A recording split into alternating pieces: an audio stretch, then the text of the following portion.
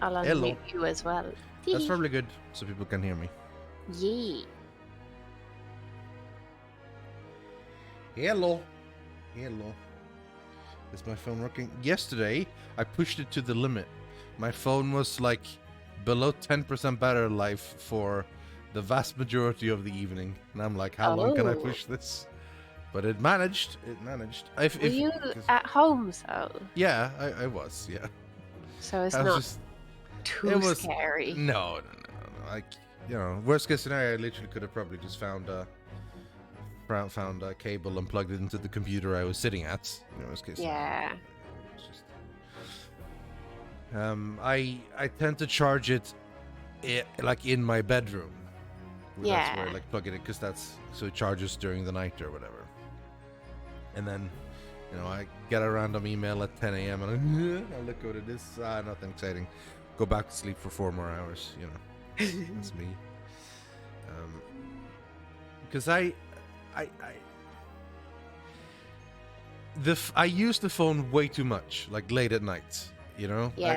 You're supposed to sleep good. You're supposed to not use it.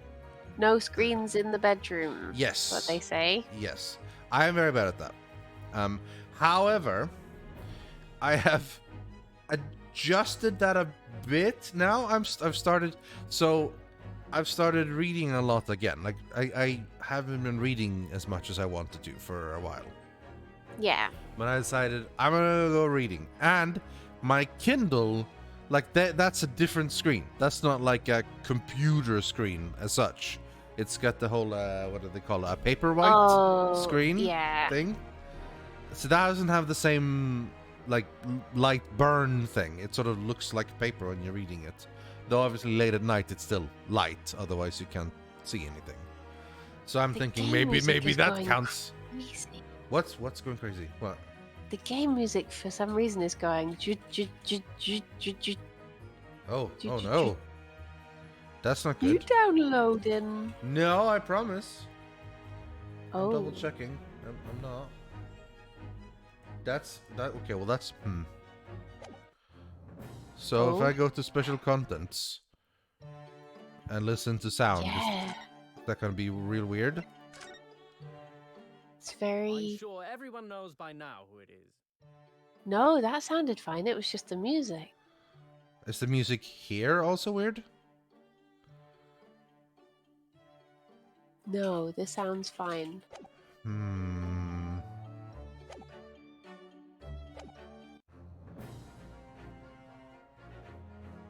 Wait, is Rythian echoing?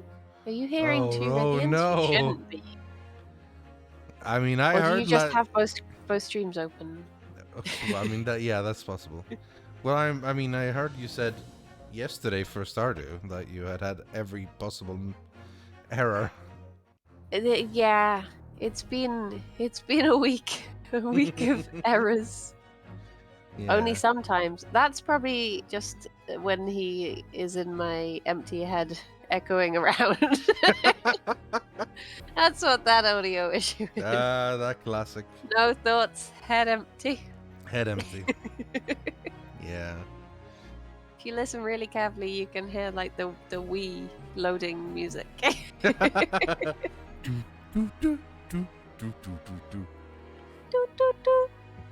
Yeah. It is good. It's good music, that little wee thing.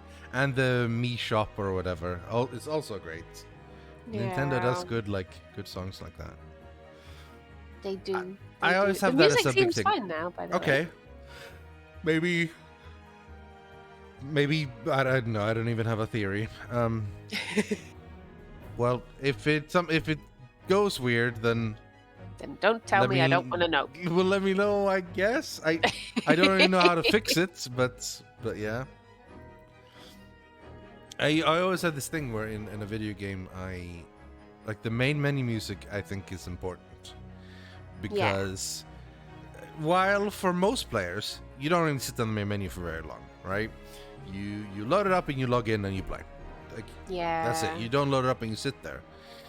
But as a streamer, I often sit on the main menu a lot because I load up the game and I have the game running, and then I talk to chat. Yeah. or I talk to you for like an hour. So you have a lot of main menu music in the background. That's why I've gone to 2, right? So there's different music than, because we've heard this for weeks and weeks and weeks and months. Yeah. So I went to this, so we have new music when we talk. It's important. Kingdom Hearts has calm music as well, yeah, I guess.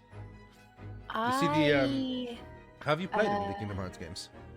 No, they look like fever dreams. I don't understand them at all. It's The just first game is suddenly- pretty straightforward, honestly. It gets crazier after that, but first game is just, hey, you're a young boy on an island, and oh, weird thing happened, and then wow, you land on a world, and then oh, hey, here's Donald Duck and Goofy, and you travel for a while, and oh, it's Squall from Final Fantasy VIII, and oh no, your Maleficent is a bad guy, and it's basically just Final Fantasy meets Disney with some new characters. It's pretty straightforward. Then things start getting weird after that. Like 2 is just about understandable. Kingdom Hearts 2, barely. Then they start throwing in weird names and titles for everything. You got games called Kingdom Hearts 358/2 Days, or yeah, and they have Dream Drop Distance and Rechained Memories X, and you have versions where you are a brain card copy of the first character, and one where you are a program who has been made, and then the bad guy is split in 2, and then there's an organization of 13 of them called Organization 13. Good name. And they do things, but then some of them are not bad, but most of them are bad, and then it gets weirder from there. I don't want to spoil it, just in case someone here hasn't played it, but yeah, it gets crazy. On the flip side of good music, Yeah. I have such such a specific bugbear for the PlayStation music that when you load, they've changed it now, thank goodness. So I wonder if other people hated it too. But when you first loaded up the PlayStation, it just makes, it's not really music, it's just sort of like whoosh. PlayStation 1, 2, or 3, or 4? 4. Yeah. Until you put in your like passcode. But it's not that particularly annoys me. It's when it stops the loop, at the end of it, it makes this noise where it goes, and that really winds me up. So I would always have this like race to do it before if the I loop knew it was ends. coming, I'd like run Get in into the the game, room and put the get in, passcode in. I was like, get I'm in not the hearing it. I don't know why. It just really bothers me for some reason. Maybe you had like very specific misophonia. You know, you really specifically hated that one noise, so you had to get rid of it. But they've stopped now. There was a PlayStation update, and now it doesn't have any noise until you put the passcode in. And I'm like, you could tell in the changelog it said removed noise that Briony hated. It says in the changelog, yeah. No, I used to say the same thing in World of Warcraft during the third or the I guess technically the second expansion, Wrath of the Lich King, where so each loading screen always looks different, right? And in that one, you looked at the Castle of Icecrown and all the evil stuff, and then in the distance there was a flying dragon, or like an undead dragon, a frost one. Yeah. And it landed, and then it started roaring a lot. So, and that was kind of loud. So you logged in, and then you saw the dragon, and it's like, oh shit. Account name, tab. Oh, wait, I pressed something. I think you loaded into the game. Are we gonna? Oh. Wait, is this the cutscene that we saw last time? Yeah. This is I think I just started a new game. Oh.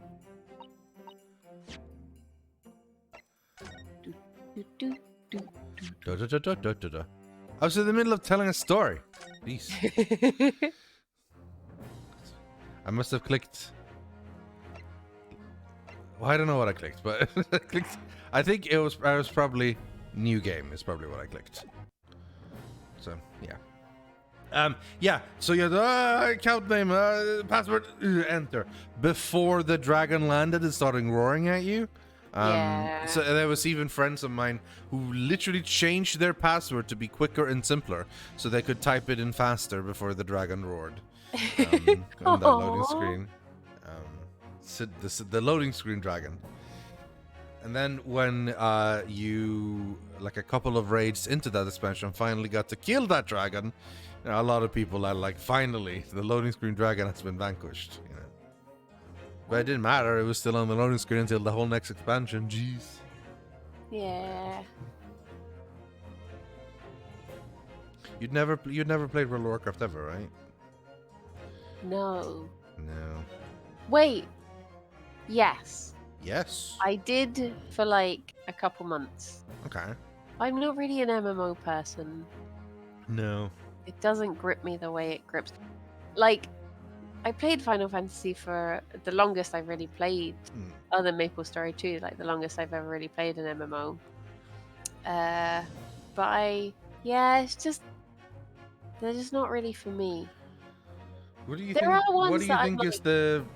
What do you think is the problem with them? Is it just inherent in the design of having to do a lot of stuff with other people, or is it? Yeah, I think I'm quite antisocial.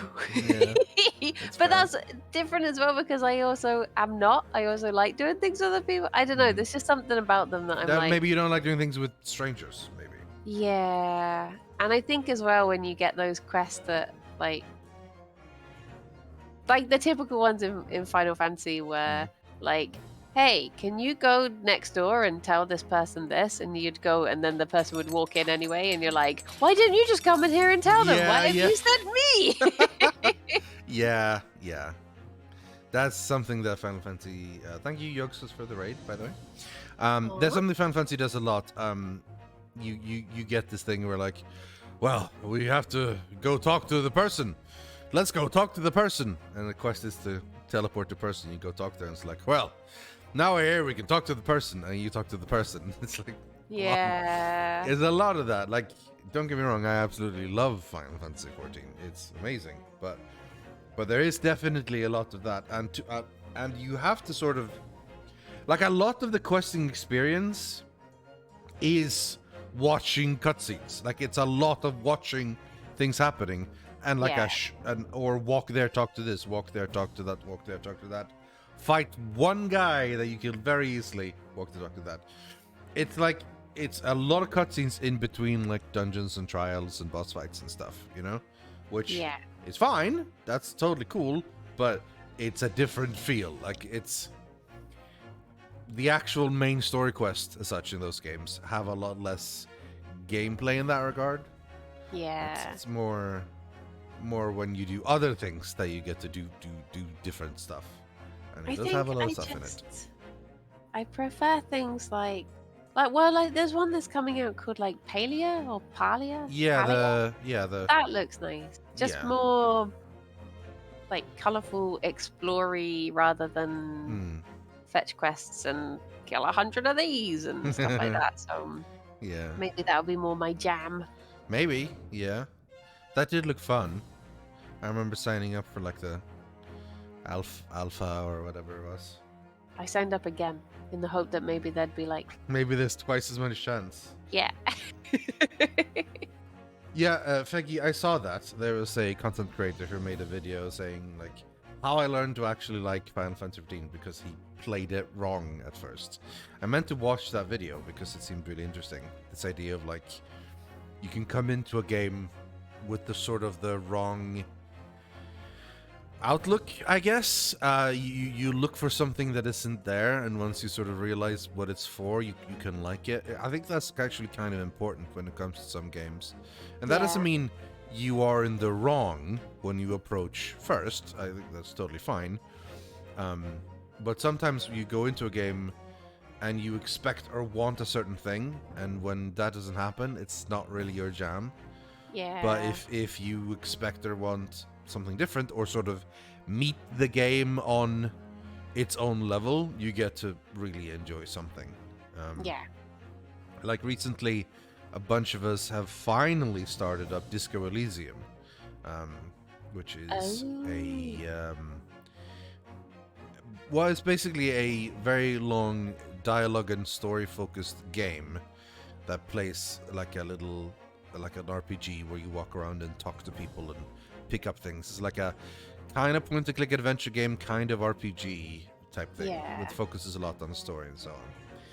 And one of the things in that game is that there is no combat. So when you go into that game, you can't really expect to build, you know, my character is gonna be good at shooting guns and also good at punching, and that's how I'm gonna make my way through the game, because that's not gonna work, right? Yeah. And you can't also expect to be, oh, I'm gonna do this and then fight my way through an adventure. So that's not really it. It's a lot more inwardly focused and like unique and twisty in that regard. So if you kind of have a basic idea what it is, you're gonna enjoy it a lot more. And so far, Alex really likes this game. Yeah, he's a big fan of it, and I mean, I always sort of knew I was gonna love it as soon as it came out, because it was everything about it sounded like, yeah, that'll be my jam. But I never got around to playing it. Yeah. And then a few people on Discord started playing it and just talking about it at the time, and I'm like, okay, well, I mean, not only is this getting me more and more excited to play it, I feel like I have to play it now or I'll accidentally get spoiled, so let's play it. Yeah. That's cool. Alex also wants me to play To the Moon. Yes. Oh, which I'm also gonna play, I promise. I'll get around to it at some point. I don't know if I remember To the Moon very well. I did enjoy it.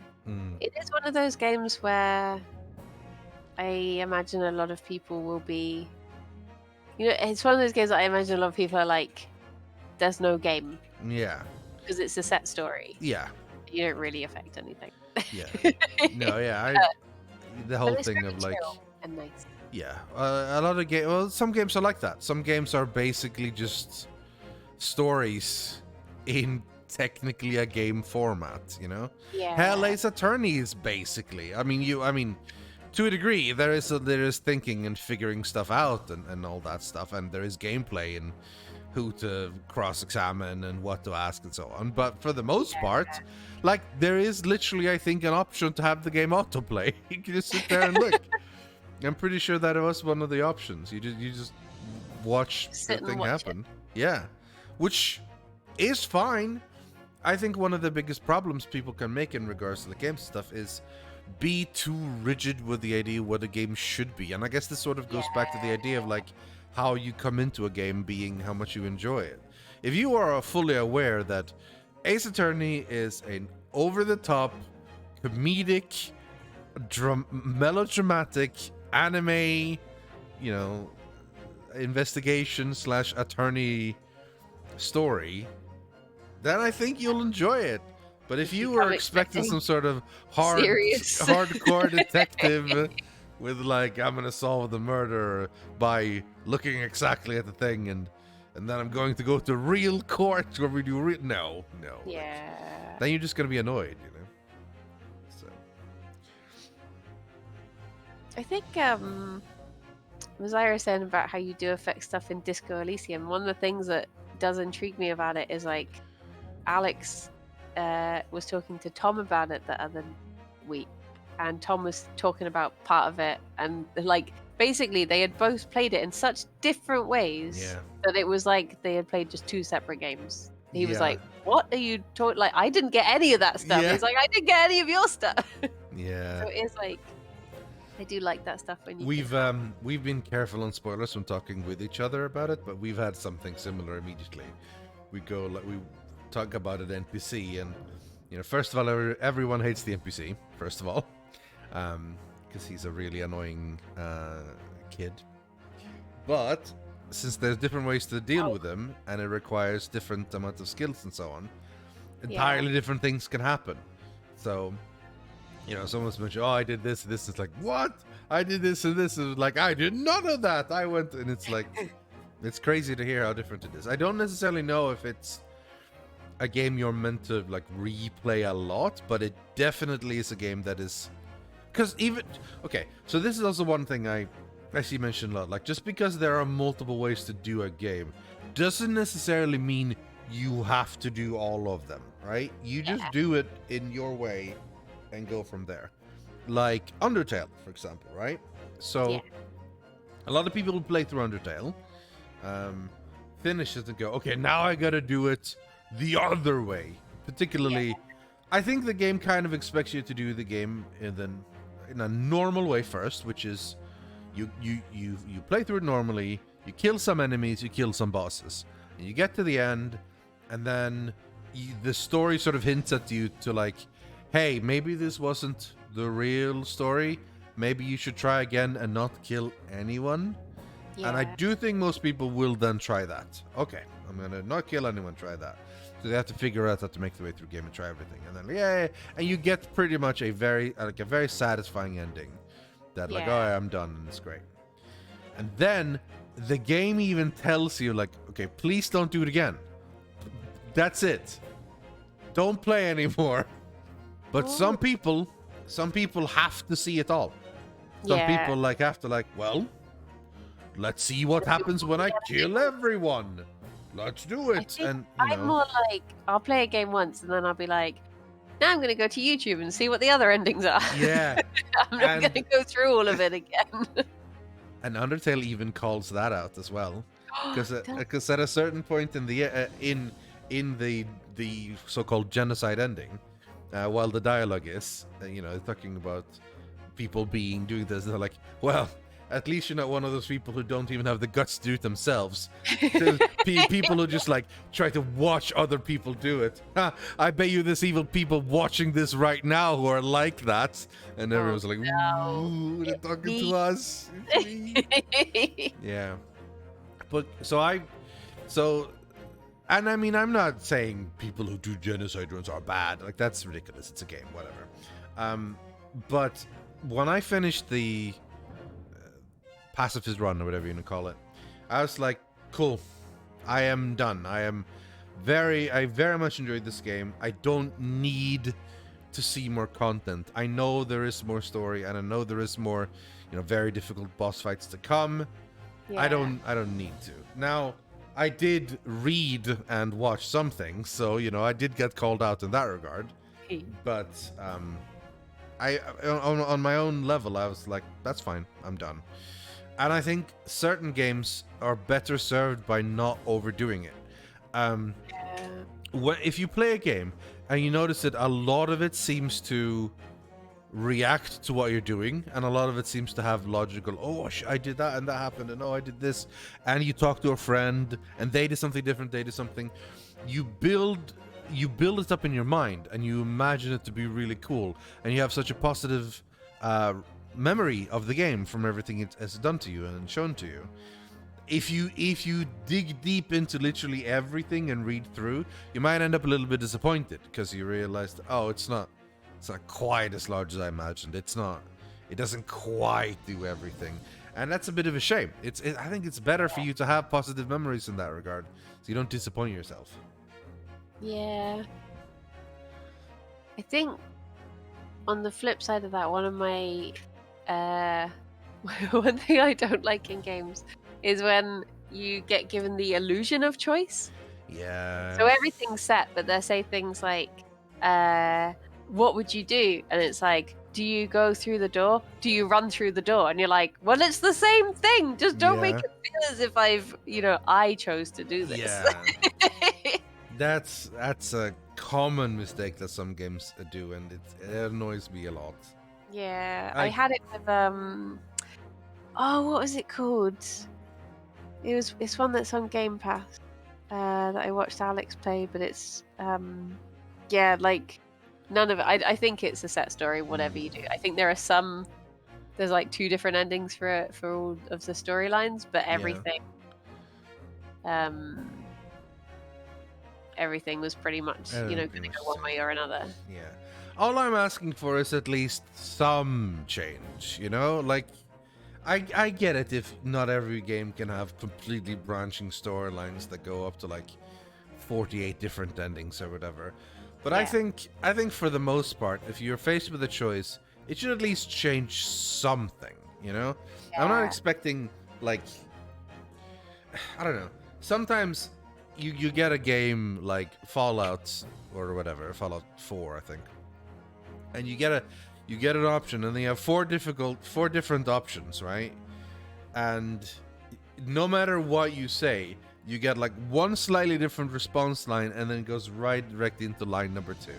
It's like, hello, would you like to buy a newspaper? And the answer is like, I hate newspapers, but fine. Or sure, I'll take a newspaper. Or hell, I always thought newspapers were going out of the way. Or fourth one, it's like, maybe. And then you get a response from him saying like, oh no, newspaper's fine. Or like, well, that's good to hear. Or sure, here you go. Or well, I'll tell you this one will be there. And then immediately after, it's like, anyway, in this newspaper, blah, blah, blah. And it's like, what was the point of that? None of that meant anything. And as some of the argument is like, well, that gives you the opportunity to express your character in a way, like giving yourself a voice and a tone, and oh, my dude is rude, or my guy is straight to the point, or whatever.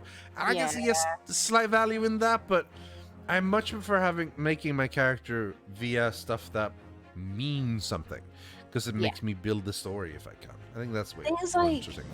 In like Red Dead 2, how you can act so different. Like, have you seen the video that is if you choose actually, I don't know if this is spoiling. I am in chapter 4. I don't know if that matters. Like, I'm in Saint Denis now. Saint Denis. Saint Denis. It's basically like you just make Arthur just continually like bump into people, how they slowly begin to hate you more and more.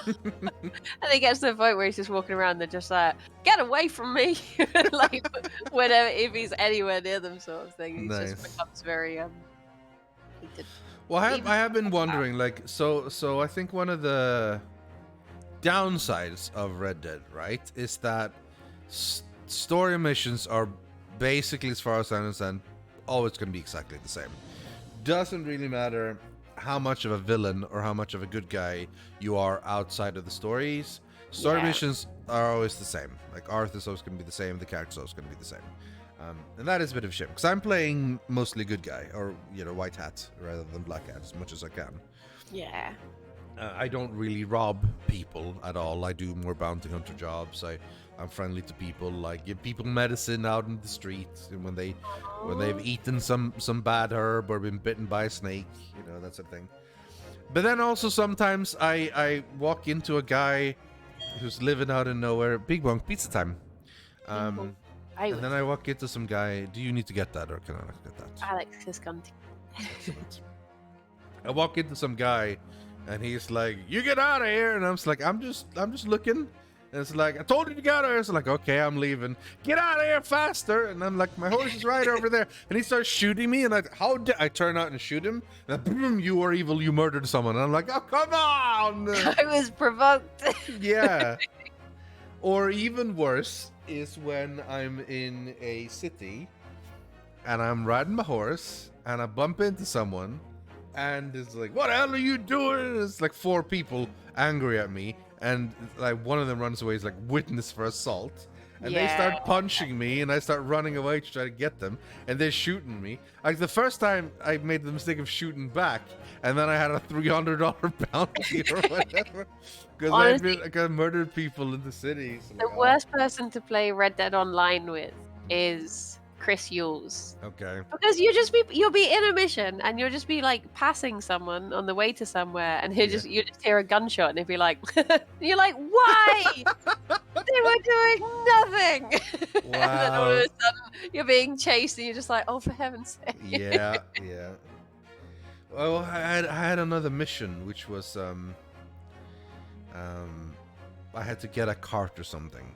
So there was 2 places there was this cart. And I went to one place and it was incredibly protected. And when I tried to take them, I also got like chased and wanted and everything, and it was like horrible. And so I tried it twice and failed and died and got like massive bounty. So I then loaded the save and went to another place, and there's just one sitting there. Just took that. It's like, okay, it probably meant for me to take that one instead. Okay, thank you. Yeah, I've pretty much just been playing single player. I mean, obviously, doing that, and it's fun. It's interesting, and the main thing is to keep your calm, and even if and also I've learned mostly don't ride your horse in cities because it always bumps into someone, and then we get trouble. So it's not great. Yeah. I found a white Arabian horse up in the snow. Shadowfax, yes. You got taken out by a moose. You've seen the clip, I see. Well, you were trying to catch him when Cassie and I raided. Oh yeah, you raided. Yeah. And I was literally in the middle of catching it. Yeah. Yeah. True. And I got him. And I'm like, hooray! So I rode him all the way back to the first stable I found, which was with Valentine. So I got all the way down there. Yeah. And I approached the stable and I hear some O'Driscolls hassling somebody. And I'm like, what the hell? O'Driscolls? So I walk up there and they're like, you get out of here. And I bam, shoot them because they're O'Driscolls. Witness, murder. It's like, what? No, wait. And I was running over to the witness. I listen, it was not bad. And then more people came shooting at me and I started shooting back and they shot me. And I'm like, okay. And I held up my hands and I'm like, all right, fine. I surrender. I'm not going to kill anyone. It's fine. I'll spend a night in jail. It'll be fine. Spend a night in jail. Come out. Horse is gone. Aww. Horse is gone. I hadn't gone into the stable in time. So I had to reload and I had to catch it again. Aww. But I got it again eventually. And then I raced to the stable and I got it. So now I have Shadowfax. And turns out he has the same stats as Bucephalus, who I bought for $780. So they have the same stats. Oh. One is black and one is white. But you know, it's still good. I have 4 horses in that game.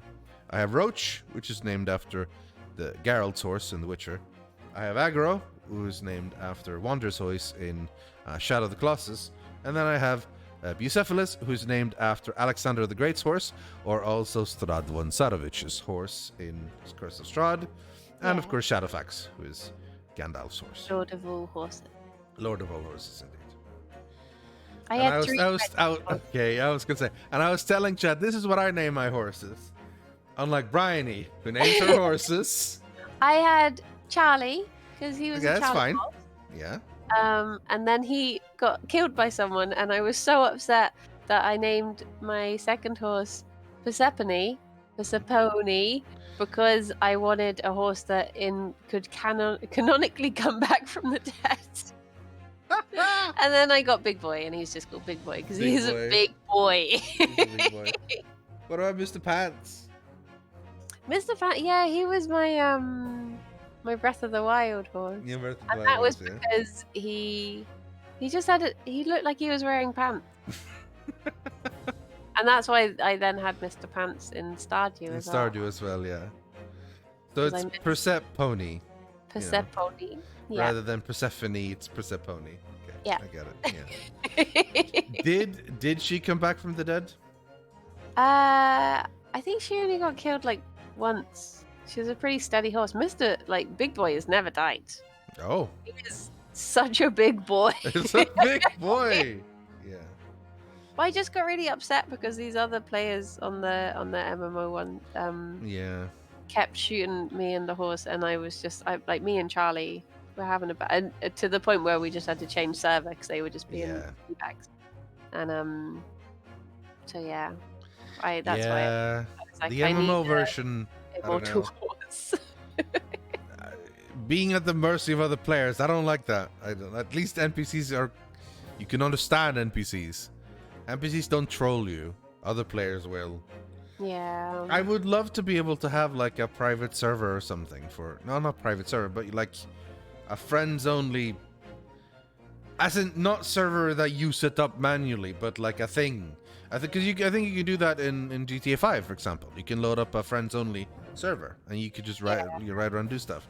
I wish you could do that in Red Dead as well, because I think that would be fun. Just do stuff. Yeah, that would be nice. Right. Shall we It's been half play an hour. Should we play the game? Yeah. play the Conscious game. about your throat. Yeah. Yeah. I think I'm okay. I have some pepis to keep my mouth wet. That sounds so weird. Never mind. That's how the adverts go. Yeah. Pepis, keep your mouth wet. Yeah, that's how they say. Right. Let's continue. For Chapter 2, Episode 2 of GAA 2, Resolve, the Memoirs of the Clouded Kokoro. Haven't we had a game called Clouded Kokoro before? I swear we had, because I remember thinking like, my neighbor Kokoro. The Adventure of the Clouded Kokoro, Episode 4. And that was the Soseki-san case, I think. With him. Oh, is that something to do with the name of his books then, or something? Yeah, probably. Perchance. Okay. So it's, yeah, and memoirs. And we were saying this is probably the flashback case. Yeah. So here we go. All right. Here we go.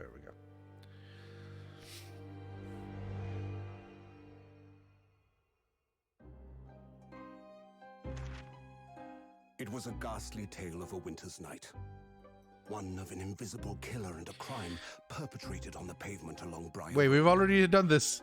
As the victim lay at death's door, the mystery of just who had stabbed the young lady from behind had been resolved. Turns out it wasn't Soseki-san. But no sooner had my friend saved that Eastern exchange student from his harrowing plight, then in the dim, flickering shadows of gaslight did a second bizarre crime rend the stillness of that very night.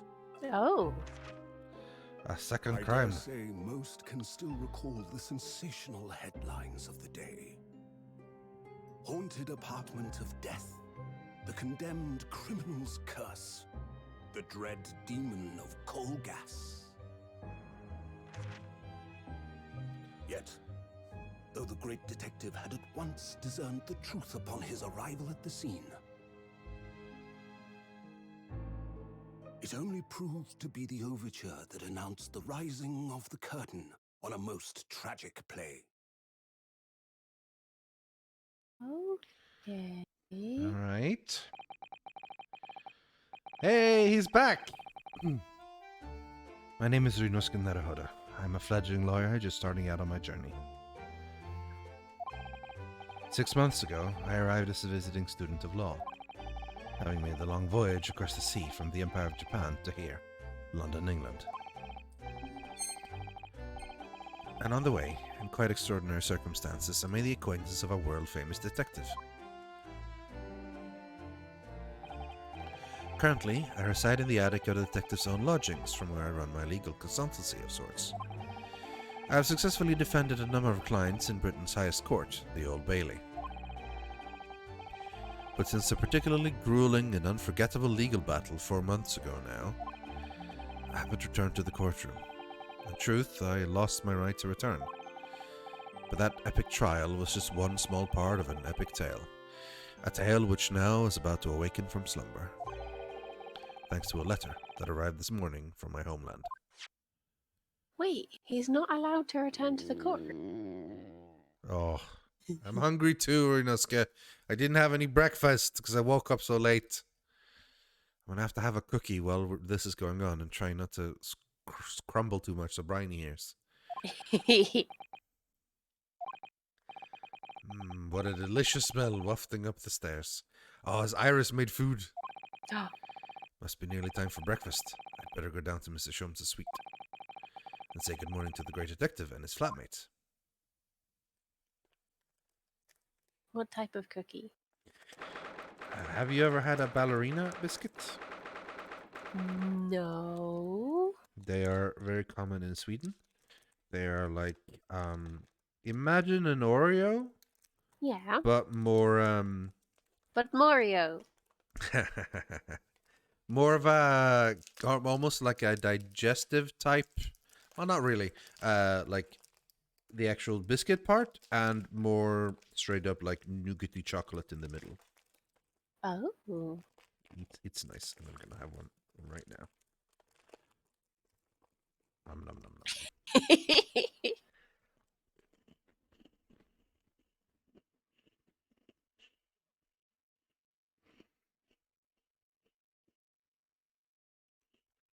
I was gonna start reading with cookie seal in my mouth, but I figured I'll just have to stop again to finish it, so never mind.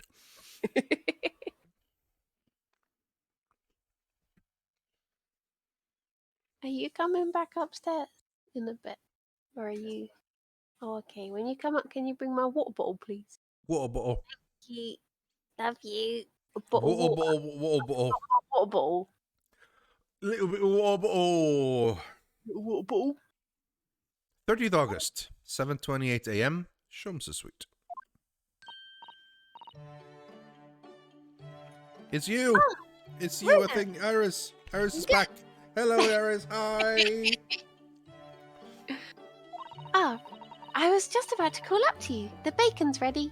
Oh, bacon. Good morning, Iris. Smells delicious as usual. Do you like fake bacon? Fakin'? Is that a thing you've ever tried? I do, which is weird because I Yeah? absolutely hate bacon. Okay. So I never bothered trying the fake stuff because I was like, why would I Why would you try ever? it Yeah. if I don't like the real thing? But I guess because I just like the like smokiness of the fake stuff. Yeah, I think that's the thing. Like, I think I've had Fakin' once, and I did like it, but I can't remember. I think might I have had it. I think I had it. Maybe, well, I can't remember where it was, but like I think someone had it and then told me afterwards that wasn't real bacon, that was fake. And I was like, oh really? Okay. Yeah. And yeah, I thought it was pretty good. I thought it was pretty good. Before you eat, though, I have some news. I had a surprise this morning. Shush! Not another word, Mr. Naruhodo. This could be just the abstruse thing. My pre-breakfast stagnation repelling mental stimulation, my fellow. My dear fellow. Morning to you too, Mr. Shums. Ah, yes, I see. So that's it. So close. Mhm. The truth is as clear to me as day. My faculties of observation have revealed it again. What are you talking about? You, Mr. Naruhodo, you have, this very morning, met with a surprise. Well, I did just say that, didn't I? Like, that part is not so much something you figured out. Well, is that not the case? Really, my dear fellow, it barely warrants explanation. Oh. Taboo! I can What? hear him mipping. Tabs is staying with me again. I can hear him doing little mips. He's wondering where everyone's gone. Mip. Mip? Mip, mip. He literally just goes, mip. Firstly, your hair is particularly unkempt, somewhat reminiscent of a bird's nest. Rude, but true. Secondly, you have neglected to fasten the third button of your jacket. Clearly, when considered together, these two facts point to you having been flustered this morning. Can I talk now? But of course, though I don't look for admiration, you understand? My hair always looks like this. It's been this way since I first met you. Oh, it has? And the button was ripped off last night, if you remember. By you. Hurley pulled your button off. Ah, yes, I recall the incident now. It was after supper, was it not? As the evening advanced, I picked up my violin and began to play the wailing notes of a haunting tune. But then, to my utter dismay, the third string snapped. Why did it have to happen? Why? Little wonder, then, that in my vexation I grabbed the first button I saw and ripped it from its proper place. Yes, little wonder. That's something everyone does. Oh no, something bad happened. Let's grab a button at random. Well, I'd like it back now, please. It's troubling me that I can't fasten my jacket. And it's troubling me that you expect me to know where it is. Somewhere thereabouts on the floor, one presumes. Oh no, helpful. What matters at the present time, my dear fellow, is simply whether or not my deduction was unerring. But Hurley, Bruno said when he came in, didn't he? I had a surprise this morning.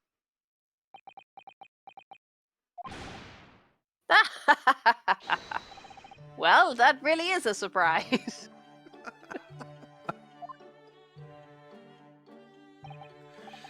Yes, this man is the pride of the British Empire, the famous consulting detective, Mr. Sherlock Sholmes.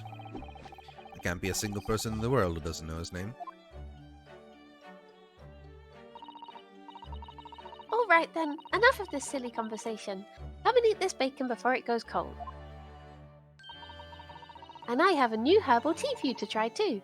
My latest special blend. She's like a tea scientist. She mixes all kinds of weird teas. And here we have Iris Wilson, Mr. Sholmes' lodger and companion. A truly exceptional young girl who's the author of a highly successful serialization here in London. Yes, The Adventures of Sherlock Sholmes, as published in Rand's magazine. So, Mr. Naruhodo, won't you put us out of our misery? What surprised you this fine morning? Ah, well, I received a letter from Japan. Oh, from Susie, you mean? Was it? Really? That's right, and she had some rather startling news, in fact. Ah, intriguing indeed. You must tell us about it over breakfast. Oh yes, what fun. Alright, let's talk about it. I'm assuming we're basically eating breakfast now, I guess. Yes. This is the letter that arrived from Japan this morning by International Post. Oh, how lovely. Look at Susie's beautiful writing. I wish I could read it. I guess it's written in Japanese, so... And how is your judicial assistant faring, may I ask? She's very well, thank you. In fact, according to what she's written, she actually appeared as a lawyer at the Oh, so it isn't a flashback. No. Huh.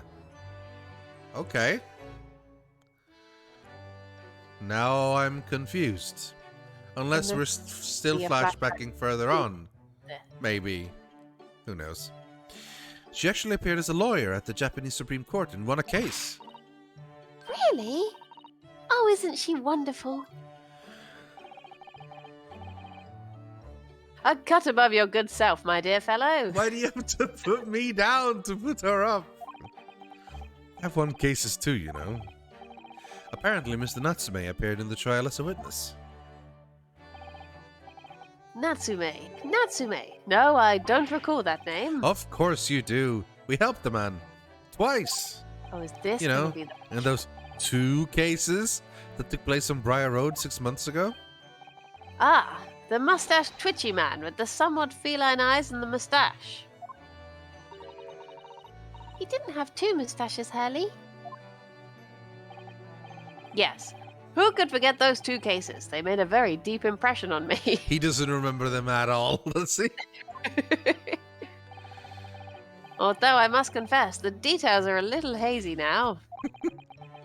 A very deep impression they made on you, clearly.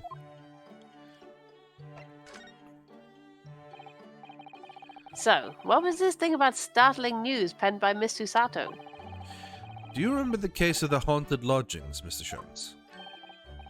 Ah, yes, it's very interesting, you know. I don't feel entirely uncertain that a case of that nature did not occur. Wait. Okay, hold on a second here. So, if it did not occur, it means it did occur. So he doesn't feel uncertain that a case of that nature occurred. I do not feel... But if he doesn't feel uncertain, it means he feels certain. So he feels certain that a case of that nature did occur. Did occur. Okay. There we go. You have to cancel out all the knots with each other, and then you get there towards the end. He's totally forgotten then. Anyway, in her letter, Mrs. Sato asked that we read over her case notes again and investigate further. Though it took place half a year ago. For what purpose? Because of something that Mr. Natsume said to her, apparently. He suggested that the real reason why she was called back to Japan so suddenly might have something to do with that case of the haunted lodgings. Oh? On Mr. Natsume's return to Japan, Mrs. Sato's father questioned him about the case, she says. And something Mr. Natsume said appeared to trouble Professor Mikotoba, prompting him to send that telegram. Oh, that case, yes. It was very strange, wasn't it? Yes. And I had compiled the whole story into a nice neat manuscript ready for publication, too. But then Hurley here was all funny about it, remember? He was very mean. That story must not be published, you said. Very mysteriously as well. Really? I said that? Are you sure? He has like no memories of anything. Do you perhaps know something about it as well, Mr. Sholmes? That's the second case he hasn't wanted to come out. Like the other one was the Baskerville story. Yeah. Or the thing. About why Mrs. Sato was suddenly told 4 months ago that she had to return to Japan? Repatriation. It's been 4 months now since we waved Susie off at Dover. It was such a shock, wasn't it? The way she just suddenly announced that she had to go back to Japan. Indeed it was, due to a telegram she received from her homeland, I believe. That's right, telling her to return urgently. Yes, because her father had passed away. No. It just said he was suffering from a high fever, the cause of which was unknown. He's not dead. But according to this letter, that news about her father's fever was just a ruse. A ruse? So Susie's daddy lied to her so that she'd make the voyage back home? Why would he do that? I have to admit I have absolutely no idea. But she believes it's almost certainly related to the case of the haunted lodgings.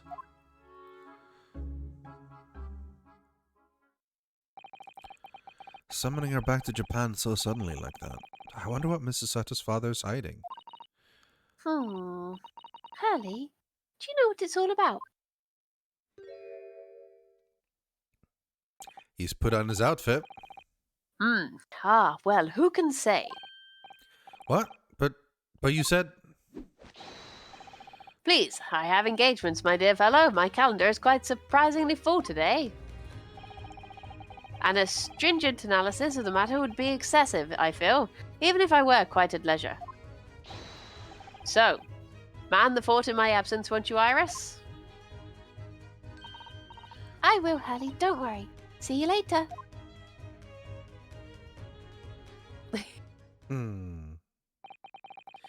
He's got off rather quickly there. He avoiding. I think he knows more about this than we know. Yeah. I think perhaps Professor Mikotoba isn't the only person hiding something here. So Seki-san was involved in 2 cases, but only one of them was forbidden from being published. By, of all people, Mr. Sholmes. Aha! I found them at last. Iris, are they... The notes about the case, that's right. Susie and I compiled them together. The case of the haunted lodgings. Do you want to read them, Runo? Absolutely. Thank you, Iris. I have no idea what secrets could still be hiding in the shadows of this case. But perhaps if I read over the notes again, something might come to light. That's the spirit. Now it's flashback time. Yeah. And so, Iris and I decided to read over the case notes again together. Everything from what happened to our investigation and that fierce battle in court that followed. We're leaving every detail. I just needed to find a clue. And I have all the time in the world. Because, of course, I'm no longer allowed to practice law in the courts of Great Britain! What happened? I really want to know what happened. What happened? Should we change our outfits now? Because last time it wasn't a good sense because we needed Ruitaro to appear and look himself. Is this a good time to chat? Anyone who's done this before? Is this a good time to change our outfits?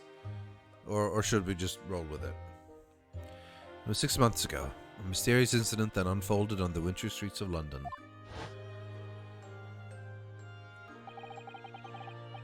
A young woman was found lying on the snowy pavement on Briar Road with a knife in her back. Should be okay now? Okay. So we'll save here. Carl says I would keep them in their current outfits for this case. Really? Okay. Say Well, why? No spoilies. Okay, no spoilies then. Fair enough. There's 3 more later, I guess. So, and I guess this is actually a flashback. Oh, This case actually took place before Susato left. So it wouldn't actually make sense in story. So, yeah. Fortunately, her life was spared, but she was unconscious for several days following the incident. It's good that she didn't die. It would have been sad. Oh, yeah. The fog was thick, nobody saw her attack her, but by a cruel twist of fate, a visiting Japanese student was walking behind her at the time and was duly arrested. That man was Sasaki-san, and the man who effected his arrest was Mr. Sholmes. Believing in our compatriot's innocence, Susato-san and I decided to represent Sasaki-san in court. I'm gonna sneeze. Wait. I suppressed it somehow. It's gonna come back sooner or later. I'm just warning everyone. A sneeze incoming at any point, and I won't be able to stop it at that point. So be ready. Be ready for a sneeze. Okay. Susato-san and I decided to represent Sasaki-san in court. And after a grueling trial of many twists and turns, we finally managed to prove his innocence. Joyful, joyous, jubilant jubilation was the man's reaction after the trial. But his jubilant jubilation was short-lived. We received a telegram from Mr. Sholmes the following morning.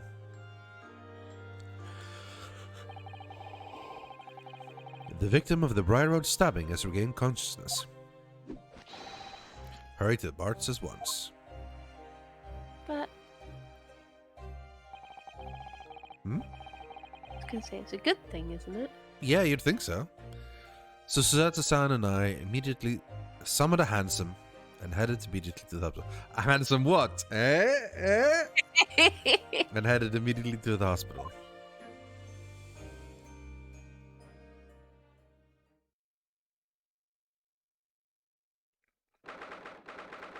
21st February, 5:30 a.m. St. Bartholomew's Hospital. Recovery ward. St. Bart. There you are at last. Good morning, Mr. Sholmes. Look at the little rat. Yeah. Little ratto. I think not. Oh. Sato's here. Oh, you're supposed to control during investigation days. It's you're the mouse and keyboard lady. Yeah, I forgot. Actually, when it's just because you controlled during the case last time because you were Susato, so I forgot. Yeah. You're late. What on earth took you so long? Your telegram only arrived at 5 o'clock, Mr. Sholmes, and it's a 20-minute ride to the hospital. That's right, and it's 5:30 now. I think we made very good time. The time is utterly irrelevant. The fact is, I've been waiting for what has felt like an eternity. Don't you see? I feel like it's been a long time, so therefore...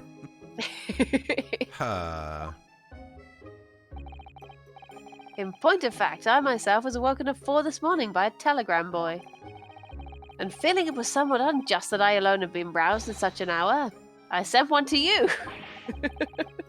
Well, thanks for that. That's very kind of him. Anyway, you're here now, so the victim is over there. She's only just regained consciousness. There she is. She was stood on the bed for a second Yeah. till I saw her little feet. You should introduce yourselves, and I shall observe from here. That's the lady who was found on the snow-covered pavement with a knife in her back. Oh, so sad. Yeah. Her name Olive. is... yes. Olive green or something, right? Olive green. Yeah, olive Yeah. green. She looks like an olive. Yeah. Alright. I guess we examine her to start talking with her. Maybe we could examine the rat, though. Good morning. She does look like a Moomin character, yeah. Hello. I'm a Ryunosuke Naruhodo from the Empire of Japan. Who should voice her? I guess you're already voicing two characters in the scene, so I guess I'll voice her. Okay. Oh no! Was it your knife that... Are you the man who... No. I'm a lawyer. And I'm Susato Mikotoba. Pleased to meet you. Oh no! Was it your knife then? Are you the one? No. I assure you, I'm Mr. Naruhodo's judicial assistant. We heard that you'd regained consciousness and wanted to come to give our best wishes. Aw. They wanted to include the Ruitaro costume as a permanent unlockable costume for Susato, but couldn't due to budget. Boo! Aww. Boo! Should have given them more budget. Best wishes? For me? Thank you. I'm Olive. Olive Green. I'm an artist. Well, no, that's not right, is it? What I mean is, I'm trying to be an artist. Aww. Well, what I really mean is, I desperately want to be an artist. Aww. Okay. But the truth is, I don't have any talent. I know I don't. Oh. It's no wonder I was stabbed in the back. Whoa! No! I don't think that's related, actually. Gosh, this young woman seems to bend over backwards to put herself down.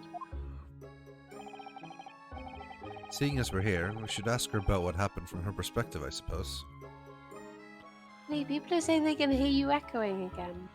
Oh no! Have they accidentally opened up 4 streams again? 4 streams. Yeah. Oh, but- I don't know what it could. Yeah, well, I'm not echoing on my stream, I'm pretty sure, so... I can't hear you echo. So if you...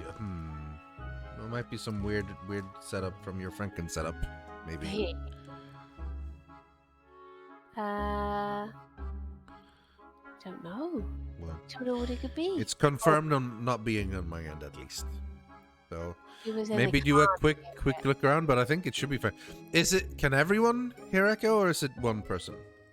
A couple of people have said it, but you still, well, the people who could hear it, can you still hear it? Is it still there? So if I keep talking a bit, am I still echoing? Echo.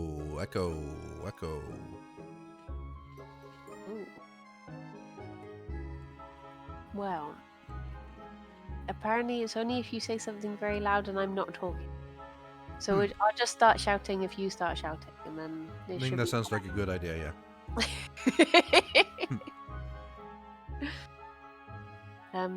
Did you say We'll this? just, I think so. Seeing as we're here, ask her about stuff. To suddenly be struck in the back by a blade as you were walking along the pavement. What a terrible experience you had, Miss Green. It was so cold that day, and the fog was so thick, I couldn't see a thing. That was 4 days ago now, I think. Is that right? Yes, that's right. I'm afraid you've been comatose all that time. Is comatose not with a D? Comatose? But Didn't know that. comatose. I think I've already said comatosed with a D. Well, I mean, I don't think so. Like, you've been in a state of comatose. It's not like you don't comatose someone. It's not like something you can do to others. It's like a state you're in. Yeah. If anything, it should be comatosing, I guess. Well, maybe not.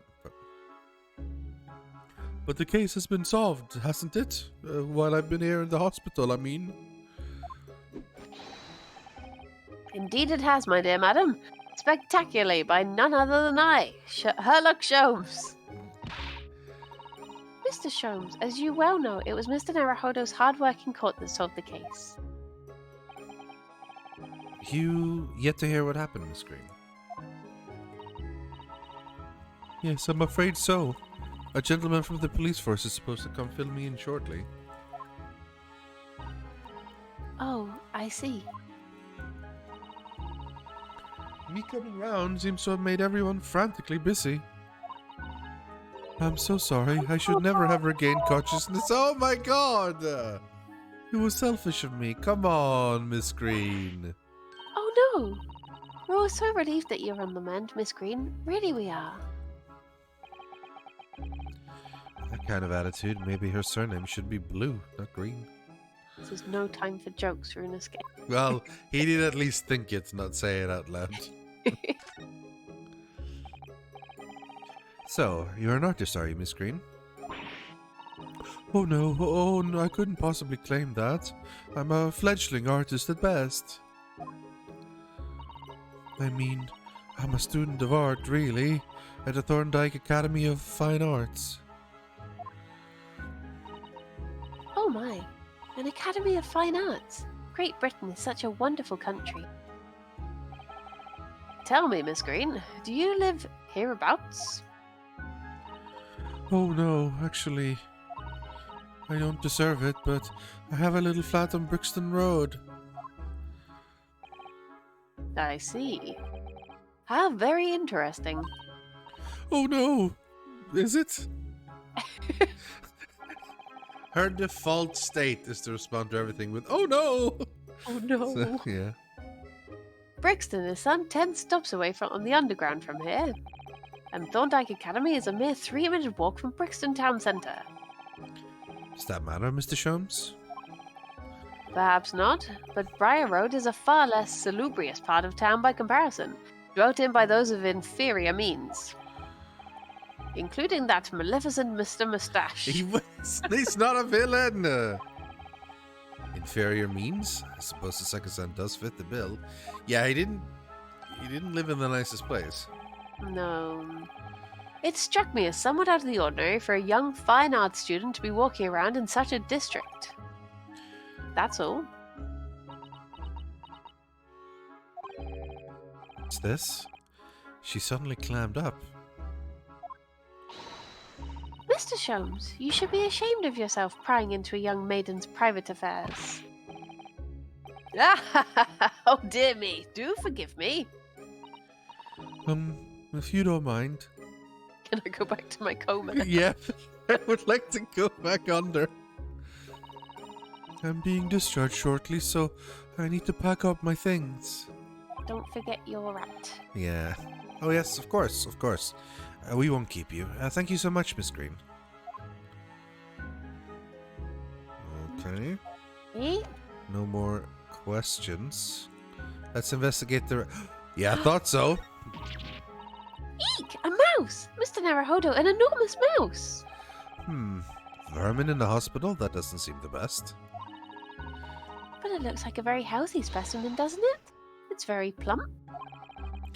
I'm not sure we can say that's down to the excellence of this facility, if that's what you were thinking. Oh, I was going to lead into the fact that it was Miss Green's pet or something.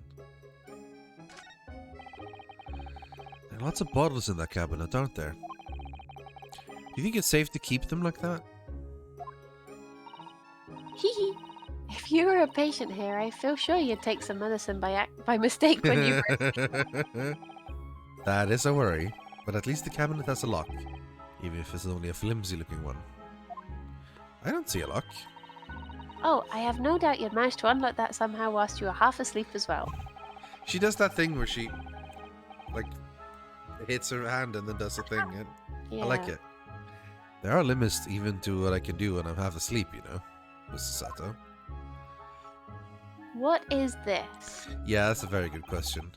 This rounded, it's probably an art project from her. This rounded wooden figure isn't the most charming, is it?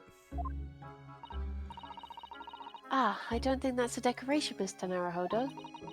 It's an artist mannequin, I believe, used when practicing sketching the human form in different poses. Really? It's not exactly what you call a typical figure for that purpose, though, is it? No, I suppose not. I confess I've never seen one quite so full-figured before. Well, if you want to draw a full-figured person, it's the right tool for the job. Maybe they were using the Did you to... bring, like...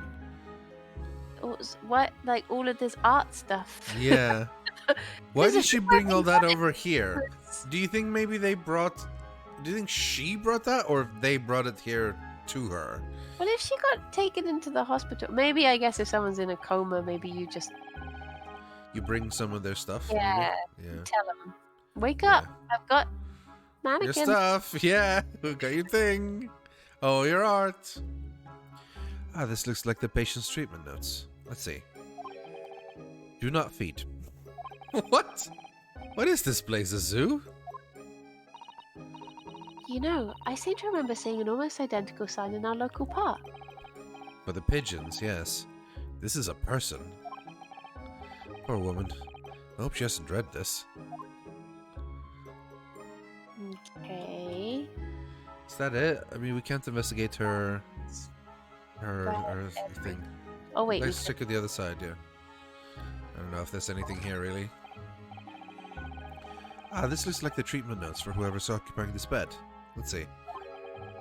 Do not permit to run around the hospital. Okay. It's probably the mouse. The patient doesn't seem to be here at the moment, so... He or she is probably running around the hospital then. The one thing they said not to do. Oh dear, how worrying. What's worrying is why they haven't discharged the patient yet. What about the thing on the... No, nothing. Okay. There are all sorts of medicines in this cabinet. Look. I'm not sure if it's safe leaving them in reach of everyone like this. Yes, you're right. I can imagine if you were peckish, you might try a whole bottle or two.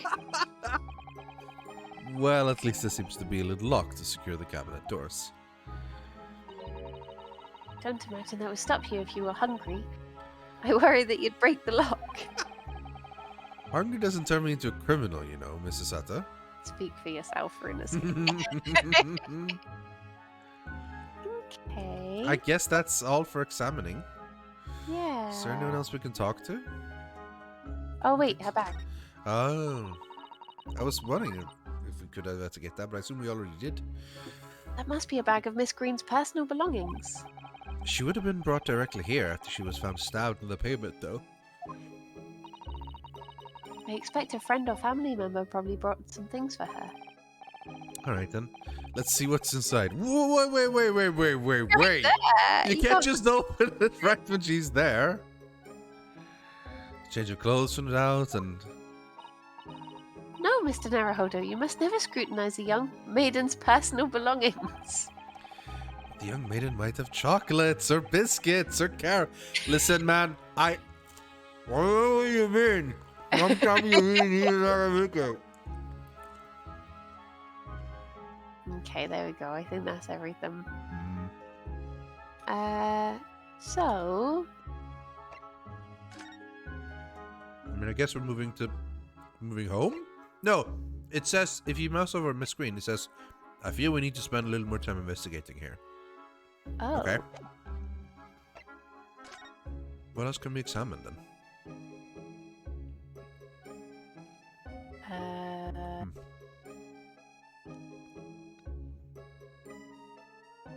Window, maybe? The open window part? No. Oh. Move to the left. Oh, this? Mm. Ah. Look, there's a photograph in this frame here. Hello? Oh, yes. It's a picture of a young gentleman. Looks to be about the same age as Miss Green, I would say. Perhaps the young woman's special someone, do you think?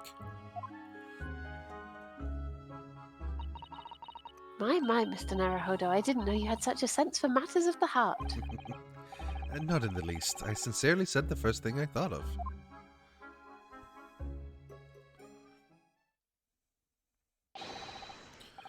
Is there a Mr. Narrow Fodder here? Mr. Narrow Fodder! Narrow fodder now. Well, if you're looking for Naruhodo, the lawyer, that's me, but...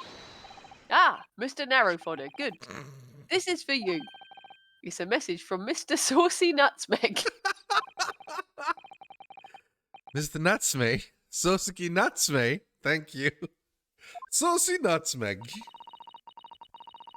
But why would a policeman be delivering a message from Mr. Natsume? Exactly. What's going on? What's a Scotland Yard constable doing playing delivery boy at this time of the morning? Ah, what are you waiting for? Let me see that. It's for me, Herlock! Not for you. Well, this is most unexpected. Something wrong, Mr. Sholmes? Is something wrong, Mr. Sholmes, he says. Have you not seen this note? No, you took it from me. How could I have? It would seem that London's criminals have no intention of letting the great detective rest.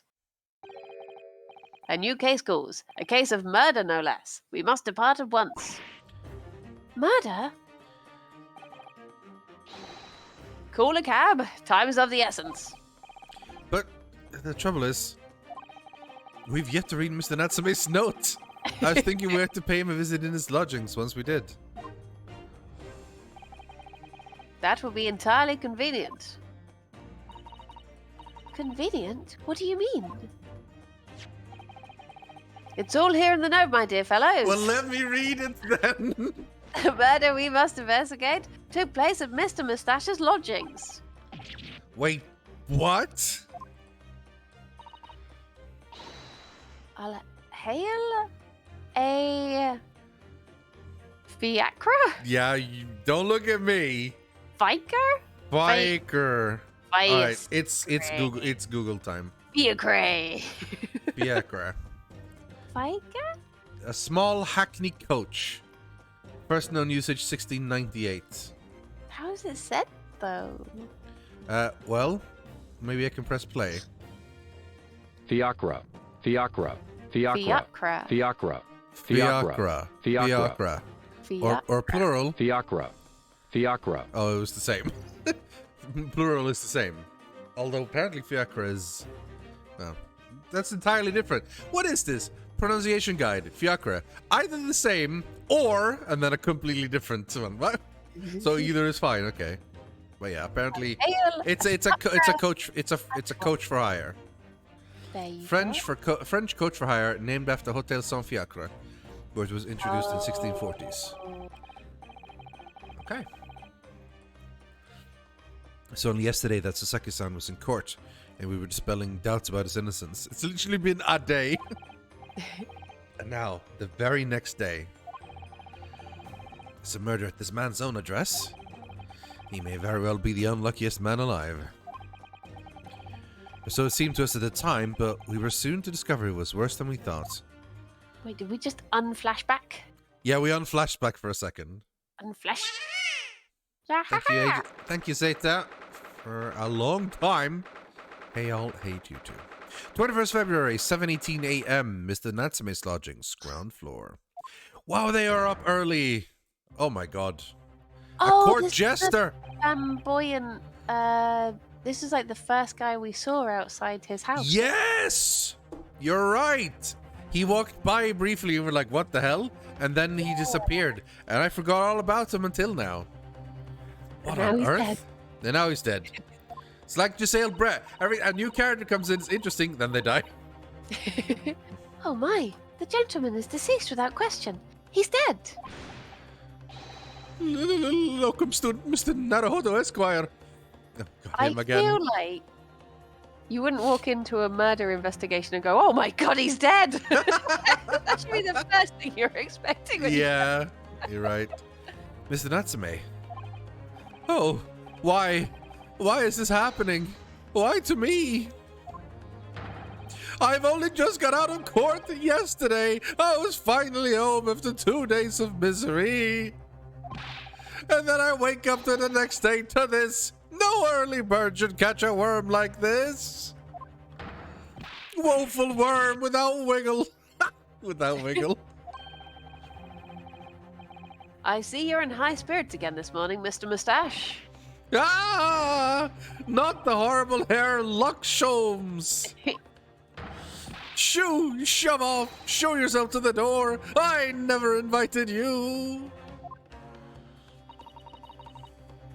Mr. Sholmes came here with us. I'm quite sure he'll be able to help you, Mr. Natsume. Saucy nutmeg. I'm entirely at your disposal, Mr. Mustache. What can I do for you?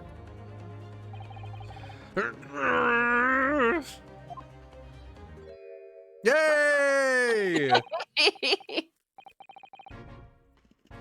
Here they are already, the busybodies. Ah, Inspector Gregson, what a pleasant surprise. Pleasant, is it? Gives me the heartburn every time I see your face at a crime scene, Sholmes. Ha! I deduce, Inspector, that your heartburn is a result of your excessive consumption of fried foods. He does eat a lot of fries, yeah. Good morning, Inspector. This is a crime scene. Don't you go touching anything. But I'm a detective. I want to touch everything. Yeah. Or, good morning to you too, Sunshine. Oh, look at him. Oh my god. He's always so sad and defeated. Not as defeated as the guy in the middle, though. He's pretty defeated. He's done it. Oi, I said hands off. You're going to mess up my crime scene. Oh, no, I just wanted to look, that's all. What, are you looking with your hands? Yeah, I do. No chance. I know you're kind. You'll mess it up just by looking at it. Someone's in a bad mood. He usually is, to be fair. Yeah. There's certainly some bad air in here, isn't there? Alright, sounds like I better talk to the inspector first and try to curry some favor. Buy him a curry. Need chips. As a favor. Curry some favor. So, Inspector, what was the victim's name? Who was he? Ah! Oh, Christ. Mr. William Shakespeare. He was a lodger here. As you can probably tell, he was an actor. A bit of a dead loss as it happens. Or just dead. Mr. Shakespeare. It was the landlord, old Mr. Garrideb, and the other lodger, Mr. Natsume, who found him. The fella didn't rise at his usual hour, so Garrideb got worried and kicked down the door. But does Mr. Garrideb have a bad leg? Now he's got 2 bad legs. Oh yeah, you're right there. It was that jittery Japanese hunchback over there actually did the kicking. Really? Sasaki-san? Sasuke-san? So mean. Yeah. The victim was pretty hard up, it seems. Even done some time inside for petty crimes. But he had no money, no place to go, and no friends. His only acquaintances were the people in this house. How is he talking while eating? Didn't your mother tell you? Exactly. Miserable life and a miserable end to it. So, what exactly is Mr. Natsume still doing here? He's not involved in the investigation, so shouldn't you have sent him away from the crime scene? Oh, he's a suspect! No! Not again. Well, I'm not saying it because the fella looks odd or anything, or that he acts suspicious. But I thought it would be prudent to take a statement from the cohabiter. Oh no, Gregson, come on. You nearly said culprit there, didn't you? Oh dear. Mr. Natsumi appears to be under suspicion again. It certainly seems that way. He does just come across as such an odd fellow, doesn't he? Poor man. How unfortunate. Anyway, I can't say much until the coroner gets here. I don't think the fella's been a goner that long. Body's still warm. Even if the inspector would allow it, I don't think I could bring myself to touch a dead body. You're gonna have to, bro, if you're gonna be a real detective. Okay. Do you think he was poisoned? Yes. Oh yeah, because that's how the whole thing was phrased, yeah. Am I turning into Sholmes? Yeah, just literally forgetting I've everything. got it! He was poisoned! He was poisoned, I think. I have just made a discovery. Yes. Over here. There wasn't much to that side. I guess, okay, well, let's have a chat with Mr. Natsumi then. What a terrible thing to have happened. It's only been 3 days since I was arrested for the incident on the pavement outside. And then, having finally regained my freedom, it starts happening all over again. What is double jeopardy? Is that Double jeopardy is another thing if you've been convicted of it? no, it's you can't be convicted for the same crime twice. If you have already been declared innocent in the case of murdering Bob Johnson, you can't be accused of murdering Bob Johnson again. Oh, I think at least. I think it has to be the same crime. But on the other hand, what happens if there's new things? I'm gonna Google it. Just have to appeal it or something? Yeah. What is double jeopardy legal definition? The clause preventing the government from taking a second bite of the apple. The Constitution protecting against being made to stand trial. Yeah. Stand trial, face punishment more than once for the same offense. Oh, okay. No person shall be subject for the same offense to be twice put in jeopardy of life or limb. Protection against being prosecuted again for the same offense after being acquitted, convicted, and or punished. So if the trial goes and you're declared innocent, you're free to go, basically.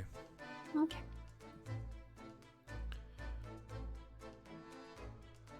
Wow, Silas has made a Mario Kart. So the page I opened up to Google this on was the Twitter page, and I saw Silas's tweet where he has made a tier list for Mario Kart maps, and he's so wrong. He's mega wrong. I want to see where he's put my favorite track. Yeah. So his very first one, that gets a special above S tier list is Dragon Driftway, which is He's put Moo Moo Meadows and Moo Moo Meadows at F. Friendship ended with Silas. Friendship ended with Silas. Dragon Driftway is my new best. Wait, no, that's the other way around. I would absolutely not put Dragon Driftway up there, and I would absolutely not put Moo Moo Meadows that far down either. I love Moo Moo Meadows. Baby Park and D, fair dues. Yeah, that's fair. That's fair enough. I don't like Cheeseland either. I would put Music Park way higher, or as it is rightfully called in the European version of the game, Melody Motorway. It's actually called different things, which is weird. Like Neo Bowser City is called Koopa City in the EU version. So it kept confusing me because of it being different on my... On the live split thing? Yeah. Yeah. I made sure I had a European one. I downloaded because I don't want to have the wrong names. But I don't know why it's called that. The thing is, you load into Melody Motorway and there's a sign immediately there saying Music Park. So, I mean, why did they rename it? I don't know why. I personally think Melody Motorway is a better name. But then again, it's also not really a motorway, is it? So... No, because it's not like some of the ones that are actually like look like roads. Yeah. Like the normal canals. I think everything else probably has the same name. Let's look at what we got. Super Bell, Shepherdland, Bone Dry Dunes, Criminal Circuit, Gold Mine, Airport, Canyon, Mansion, Castle, Rainbow Road. Yeah, everything else is the same name. It's just those two that are different for some reason. It's weird. I'm just sorry. Are we gonna have to make it serious as well? We might have to. This from Monk in my notification. Yeah? What was it? Pathetic.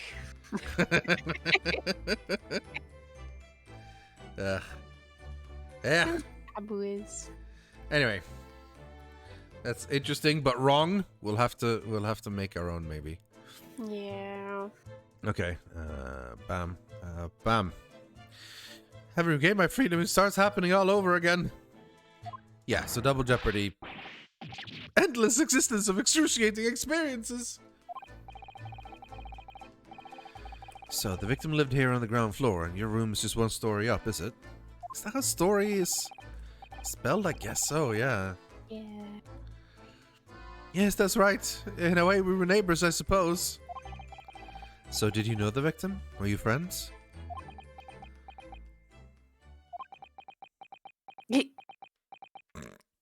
His weird, twitchy, nervous things. Who doesn't say anything. She's going through so many different stages of Yeah. What's the matter with the Suska sound now? It was an innocent enough question, wasn't it? Why does he seem so shaken by it? Well, I suppose he wasn't a complete stranger. But did he ever invite me to his room? Never. On my honor, I swear it. Pillage for scones. What brought this about? Don't know. I just feel like scones. Like I mean, I could go for a scone too, but Yeah. what? What an extreme reaction. You're probably wishing you'd never asked now, aren't you, Mr. Naruhodo? He was his lover. They were roommates. Oh my god, they were roommates. When we found him here, I felt wretched, which is why I sent word asking you to come. There's that inspector over there.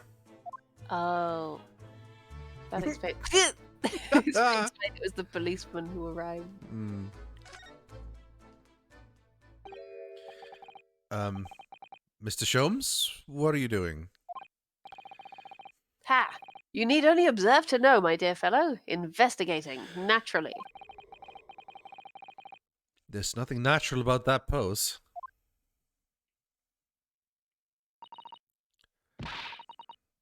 Mr. Sholmes, have you made some miraculous discovery? I am remembering to breathe today, Halcyon. You're remembering what? To breathe? Oh, that's good. That's good. Patience, my dear madam, patience. We've not been here in this room more than 5 minutes. So far, all I've managed to deduce is what actually happened. Oh, goodness. But isn't that everything we need to know, Mr. Sholmes? Now that you propose the idea, I believe one could indeed see it that way. At the present time, I have managed to draw 2 incontrovertible conclusions. Is it time to do the reasoning and logic spectacular? No, not The quite. first, that there was a physical struggle here last night in which the victim fought for his life. Ah! Ah! Mr. Natsume, what's wrong? Is something that Mr. Sholmes said significant somehow? No, don't mind me. Forget I was here. Okay, you're being very sus, bro. Very sus. Have you been watching Murderville? No, I hear it's good though. Yes. Should I watch it? Alexis, come alive. Oh, it's so silly, but it is very funny, yeah. that is a brilliant tweet, by the way. The one that Monk did. Pathetic. Pathetic. Just Tabs looking down at you. I keep forgetting that Alex moved an Alexa into the computer room, and every now and then it just pipes up, and I'm just like, "Bah!" And my second conclusion. Oh, have you Yeah, clicked sorry. up? I clicked to see the tweet. Sorry. Oh. Is that there was a poison lingering in the air here last night that passed the victim's lips? Nonsense. Ah! All right, Mr. Natsume. Why are you reacting so extremely to Mr. Sholmes' deductions? No, please. Pretend I'm not here. You're making it very difficult. Invisible, ineffable, inscrutable, insignificant. It's very hard not to notice you. Impossible to ignore. You must tell us everything, Mr. Sholmes. Spare no detail. But of course. Let the theatrical tragedy before us be unravelled by my great deductions, presented for your pleasure in 2 acts. We've heard some truly astounding, great deductions from Mr. Sholmes in the past. No doubt this will be no exception. What miracles will unfold before our eyes this time? So, my dear fellows, for your delight and wonder, let the curtain rise. For Herlock Sholmes, Logic and Reasoning Spectacular, Act 1. Here we go! The game is afoot! Oh, I love these! Okay. Cause of death. Death. Careful observation of the victim reveals to us that events that transpired in this disconsolate room last night. Foam at the mouth of the deceased clearly indicates the use of poison. Next to the victim, we notice a large dining plate, which contains, you will observe, is that just butter? It looks like it. Oh, Soap! 1/2 of a sizable bar of soap. Meaningful? Indubitably. Why is this soap set so purposefully upon the dish? Like the victim's last supper, in fact. Yes. Could it be that the man was about to eat it? Of course. The fork reveals the answer. Okay. It appears that the young man's appetite was his undoing.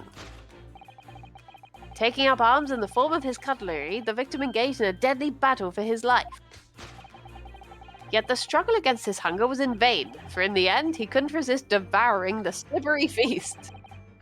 But London's foul soap is besmirched by foul poison. Yes, the victim's life was claimed by poison that tainted the contents of the plate. The soap and the lather about the young man's mouth are too perfectly matched to ignore. Oh boy. The cause of death was clearly intoxication due to excessive ingestion of foul soap. Though personally, I have a greater interest in the taste of foul candle wax, of course. Poisoning from soap ingestion. I mean...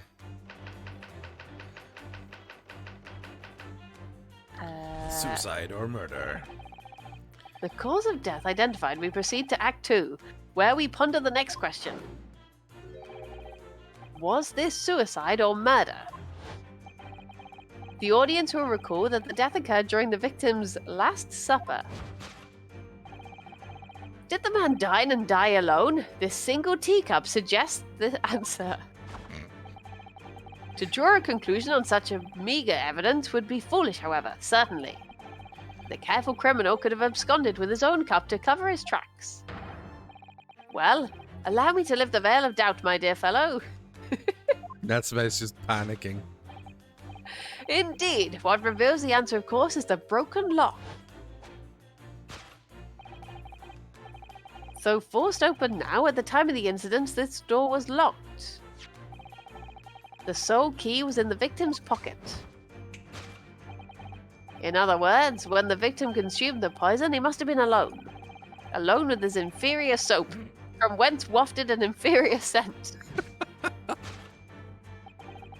And with that acrid aroma lingering in the air, the victim met his end in tragic solitude. We can take comfort only in the fact that his soul was well cleansed on its way to the hereafter. He cleaned himself before he died by eating soap. No possible perpetrator present. Thus concludes the final act of Herlock Sholmes's great deduction. Herlock, you're an idiot. You've done it again! You're extremely good at your job, but you're an idiot.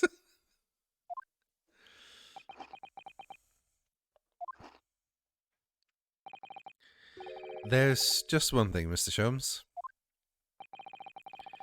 You are disposed to identify just one thing, aren't you, Mr. Naruhodo? Pray, what concerns you? Well, no matter how hungry he was, do you really think this man would have eaten soap? It is quite apparent that this young man had barely a penny to his name. It is a curious thing, but to one so destitute, soap can only appear quite irresistibly appetizing. How extraordinary. In truth, I have tried a little soap myself in the past. You've eaten it, you mean? My dear fellow, it was some time ago now. My postulation was that it would cleanse my gut. And did it? As I writhed in agony on the floor and split the contents of my stomach, yes. Oh, spilt. Not split. It burst out of me. Oh, Christ. Yes, I believe it did. The experience taught me a valuable lesson. Soap is quite poisonous. It has an unpleasant taste and leads to great discomfort. In summary, I cannot recommend it. Not a fan. Not a fan of soap. Believe me, I wouldn't eat it even if you did. There's something that troubles me as well, actually. Oh? What's that? It's Mr. Natsume. Yeah. Ah! Couldn't help notice him shudder and quiver out of the corner of my eye. Almost as if Mr. Sholmes's deductions touched a nerve somehow. Nonsense! He does not even have the energy to be upset anymore. Well, that clenched teeth episode didn't last.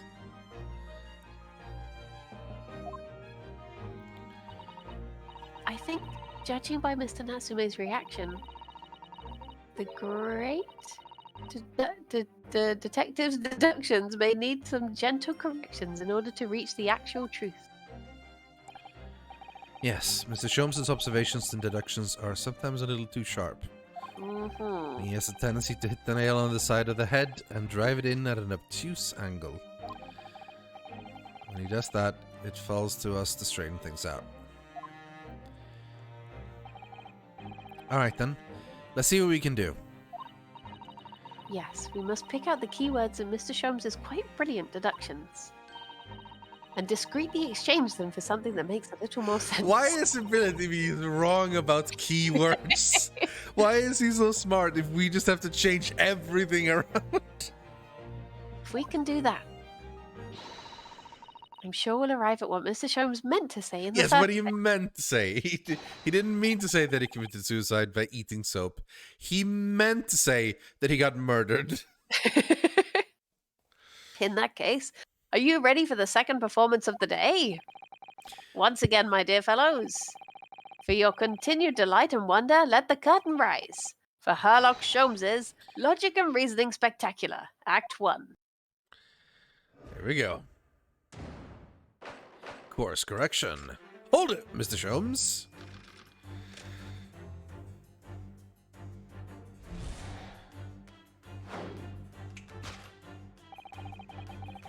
Careful observation of the victim reveals to us the events that transpired in this disconsolate room last night. Foam at the mouth of the deceased clearly indicates the use of poison. That's one suspicious reaction.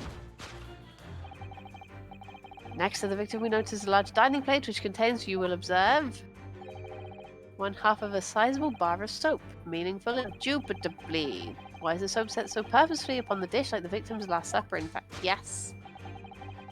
Could it be that the man was about to eat it? Of course, the fork. Oh. Well, you can't deny that a fork implies the man was eating something or about to eat something. Yes, that's true. If I were to decide to eat some soap, I should prefer to use a fork than attempt it with chopsticks. And of course, only half of the bar soap is left on the plate. But might there not be some other explanation? Something material that proves whether or not the man really ate some soap. Spin the camera around as much as we can here. Can I move it? Oh, yeah. Like that. Oh, What is that under the floor? The other half of the soap? The other half of the soap right there. You could just move it you could just click. You drag with the mouse, and then you click where you want to investigate.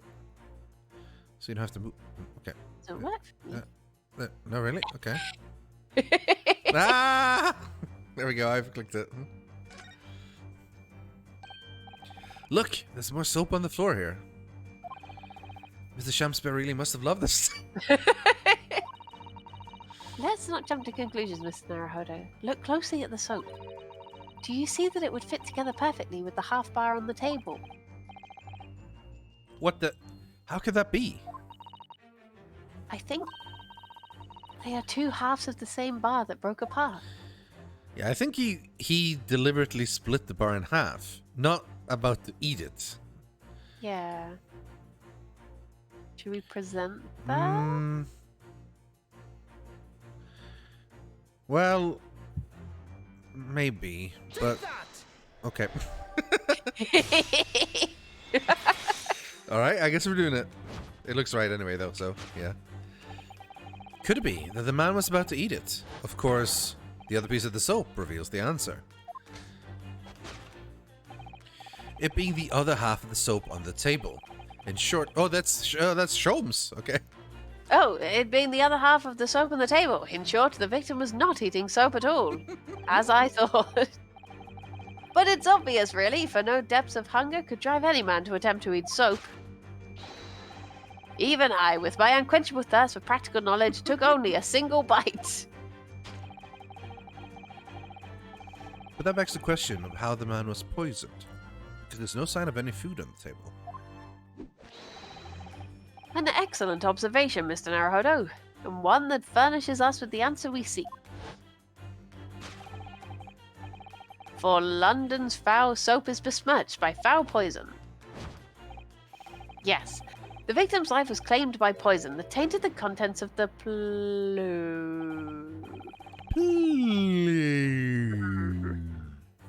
Mr. Sholmes is still pushing the soap argument, then. Perhaps he's suggesting the man licked the soap rather than ate it. Oh my god. If soap in London is that poisonous, I don't think I want to be washing my hands with it. There are no signs of any food in this room at all. Of course, food isn't the only thing that passes people's lips, is it? Drink.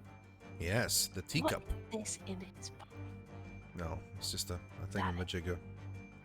Ah, it's a doodah. Teacup. Yes, a Western vessel for the serving of infusions of dried tea leaves. Or in other words, a teacup. It's a teacup, Mr. Naruhodo, as you well know. Stop putting on airs. And it's empty. Ah, so we've already established that the victim wasn't eating soap when he died, he was drinking tea.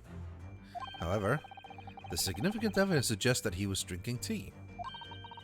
My thoughts exactly. I wonder what this stain is. Yeah. Couldn't we investigate that before? Don't think so. No. We have contents of plate, but that's what we're gonna replace. Yeah. Do we go with the cup? Nah, it has to be teacup, yeah. Present. Present!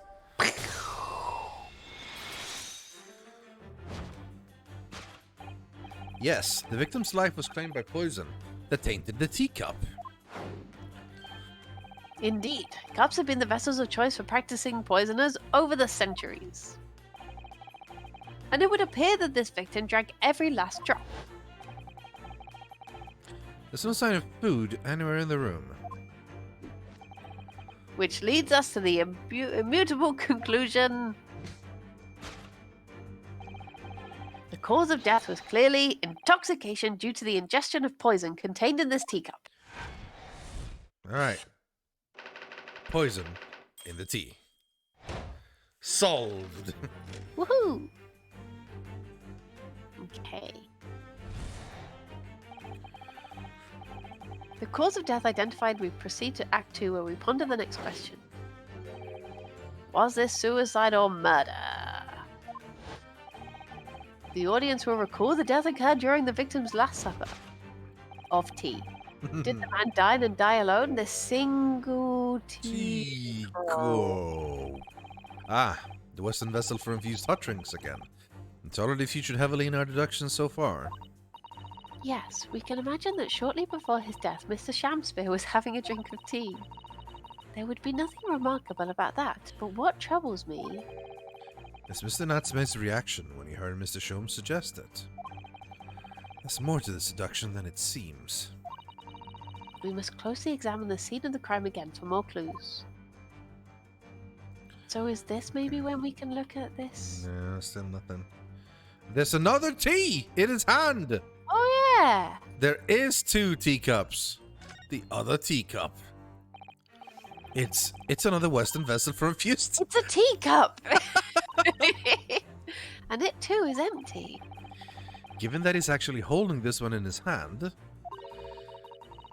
we can assume that this is the cup from which Mr. Shamspeare was actually drinking. But if that's the case... this changes everything. Everything we do up to now is turned on its head.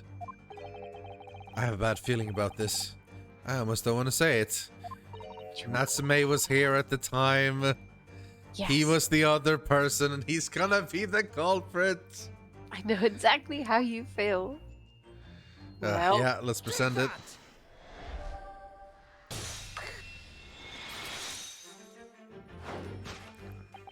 Did the man dine and die alone? This other teacup suggests the answer.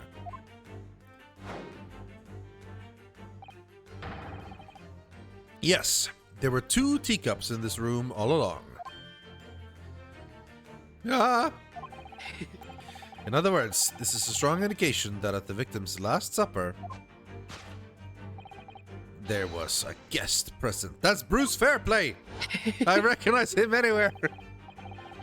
at the very least, we can now say with certainty that somebody else was here in this room last night, taking tea with the victim. What are you talking about? Utterly, unbelievably, unjustly unreasonable. To draw a conclusion on such meager evidence would be foolish, however, certainly. In which case, what more can we deduce about this possible guest at the table? Well, allow me to lift the veil of doubt, my dear fellow. Do you mean to say you know who exactly was in this room at the time of the victim's death? Indeed. What reveals the answer, of course, is the broken lock. Broken. I'm not sure I like where the seduction is going now. I'm afraid it's too late to go back to the halcyon days of eating too much soap. But the identity of the guest who was in here last night when the victims passed away is something I have a very bad feeling about. Well, you can try to ignore your feelings, but we cannot ignore the truth, Mr. Naruhodo. No, I suppose not. Time to look around again. Oh. Well, it's not the broken lock. Should we see what they say about it? Sure. Oh dear, the latch is definitely broken, isn't it? The door was kicked in by Mr. Natsume, according to what Mr. Garadeb told the inspector. Who knew his short, thin little legs had so much strength in them? I'm not sure the length of his legs is in any way significant here. Perhaps this is more about the poor state of the door than about Mr. Natsume's strength, actually. Careful. If he overheard that remark, he'd almost certainly have a lively response. All of his responses are, yeah. I don't know. Can this broken lock really tell us anything about who was here? No, I don't think so. What about the wine bottle? Boo-boo. It's empty. Empty of liquid, It's full of air. Makes you think, doesn't it? No, it doesn't, Naruto. Makes me think that you're full of hot air. We should be thinking about who else was in the room at the time. Bother. Susato-san's quip in response was cleverer than my original riddle. Pile of books. Probably not, but worth checking. Oh. Glasses. Oh. Oh. Let's check the pile of books then, maybe, unless we check over there, but... Books. At first glance, it seems that the only things in this room are the makeshift stage and the costumes. I overlooked these 3 books initially. Wonder what they are. Let's see. The titles read... The Picture of Monsieur Lecoq, Canterbury Yearnings, and... Wait a minute! A Meal for Gabriel. These are the books that... Gabriel. These are the books that Natsume Sasuke got. These are the ones he borrowed from the library, or bought from the cheap store. Wait, I'm sure I've heard these titles before. Could just be an incredible coincidence, but they're the exact same 3 books that Mr. Natsume purchased the other day. Yep. What? Yes, on the day of the unfortunate incident when Miss Green was stabbed.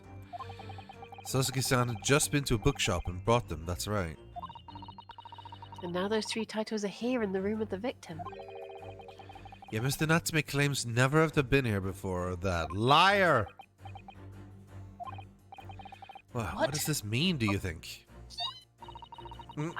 I really don't know what to make of it. Pile of familiar books. I think that's it. I think that's the one. Yeah.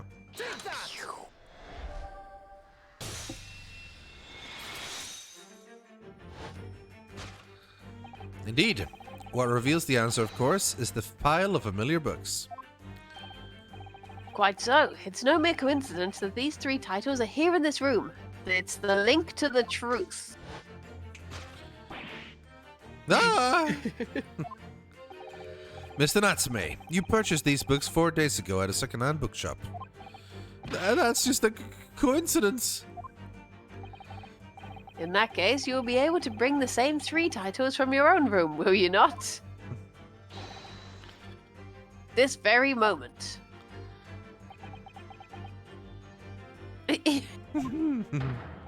No, never. Non-negotiable. If you can't bring your own copies here, it proves that these 3 books are in fact yours.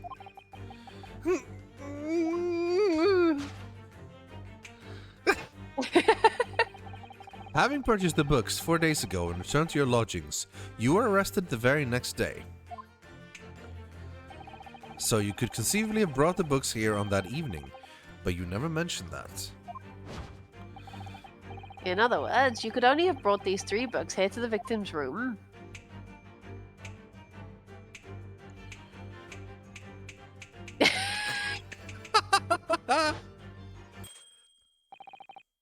Last night, having returned to your lodgings after the trial concluded at the Old Bailey.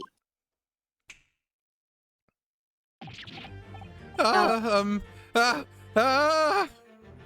have a raid from Dr. Simon Clark asking, is Y a vowel? Oh god, not this again. Y is a vowel in all the important languages. However, in some languages, like the mostly unknown, not very used English, it is sometimes used as a consonant as well. But it is primarily a vowel. Because otherwise, in the word myth, what would you say the vowel is? Obviously, the Y. Yeah. Thank you, Dr. Simon Clark, and good night.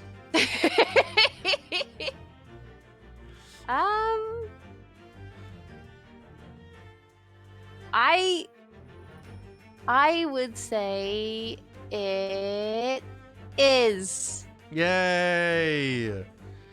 Because I think it sounds the same as E a lot of the time. Yeah? Briony? Yeah, E. E. E.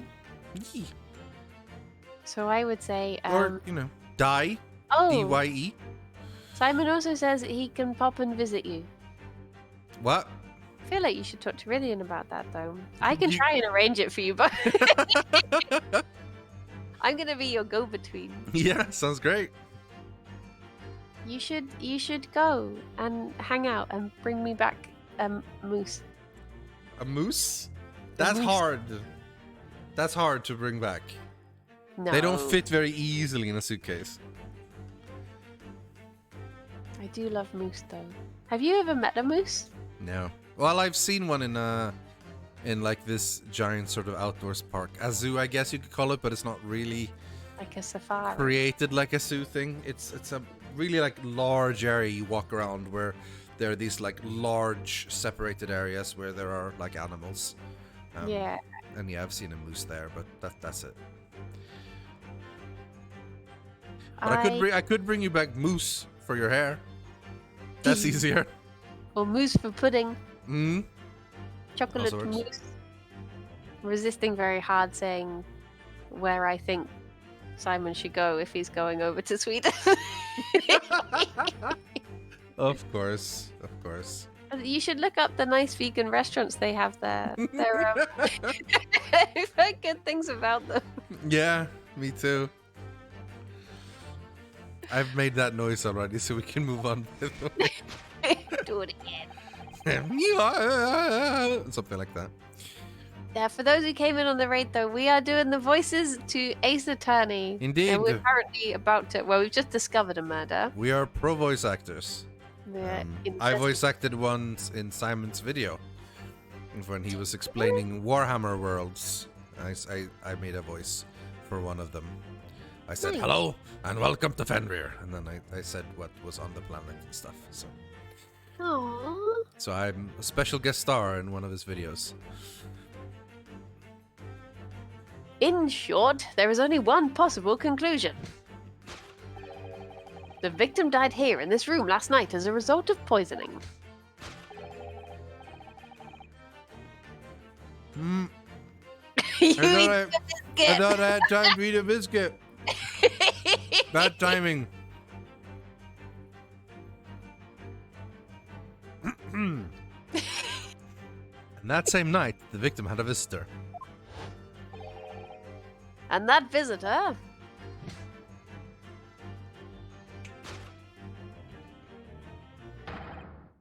Was you, Mr. Susky Natsme?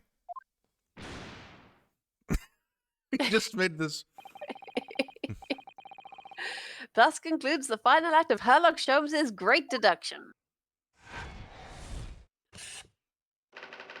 Susky Natsme at the scene. Solved. Go, lock him up. Deduction complete. Well, we got him. We got him. End scene. Put him in prison and then end scene. But that means the murderer is walking free in Japan. Oh no.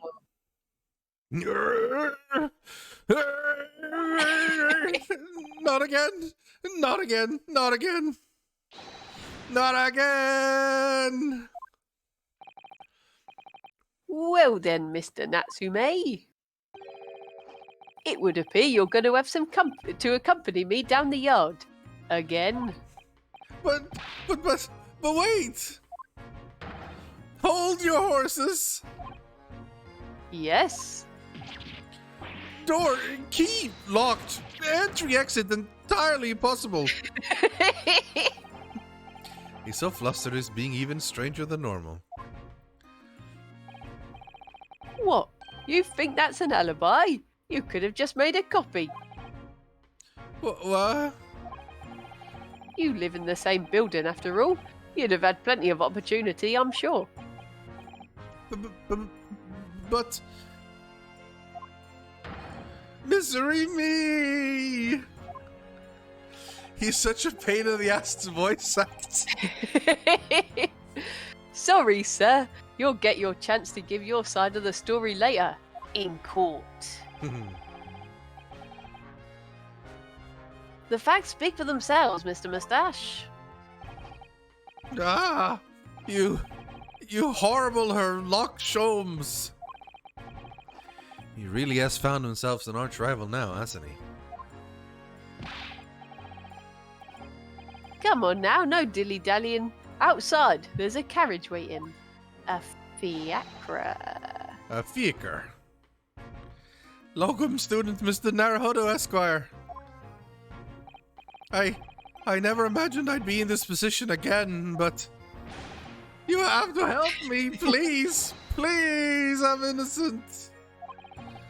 Alright, I understand. We'll come to your cell later and talk about it. Oh no, is my internet dying? Is the stream buffering a lot? You've been a little bit robo-y every now and then. Yeah. Oh no. And one more thing. Well, if it doesn't fix itself soon, then... I mean, worst case scenario, we might have to end early, maybe? But yeah. If it's being weird. I wonder if Alex is uploading something. Yeah, maybe he's doing work. Oh, yes? Yes, if it's being weird on my stream, you can go on the squad stream thing and just watch Rithian instead. That's true, and then the worst... And then I guess as long as you hear Briony fine on her stream, you can use her audio and my... Although I said that, Rithian hasn't accepted squad stream, so... Oh, my... Well, I mean, I can only... I can only apologize for denying I've not actually done it, so... Go! 2 hours ago, this invite was sent. Okay, well... There you go. Yeesh, accepted now. Stream. Always has been. Yes, it was always there from the very beginning. Boop. Boop, boop, boop, boop. You need to click back on. Yes, sorry. There we go.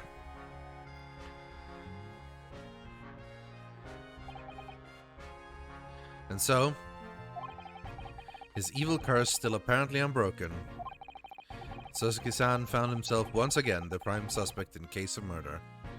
Again. Thanks to the incriminating deduction of the great detective. My dear fellow, that honor belongs to you. Yeah, to be fair, he was just gonna say, nah, he just ate soap, it's fine. But then we had to figure out that Sherlock was an idiot, and... yeah. Well, at least that means Inspector Gregson is no longer here. We can examine the crime scene in more detail now.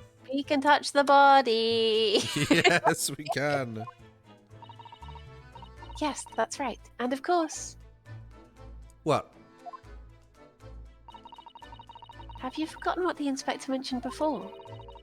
It was the landlord, Mr. Garadeb, who discovered Mr. Shamspear. Ah, Mr. John Garadeb, yes. I expect we can find him in a sitting room on the top floor as usual. Right. We must remember to go and talk to him later then. Alright, it's examination time, I guess. I just realized I have an email I should have replied to. So do you want to examine things? I will quickly reply to it. Sure, yeah. I will be right here. It's very short. I just have to reply and say yes. Okay, that's fine.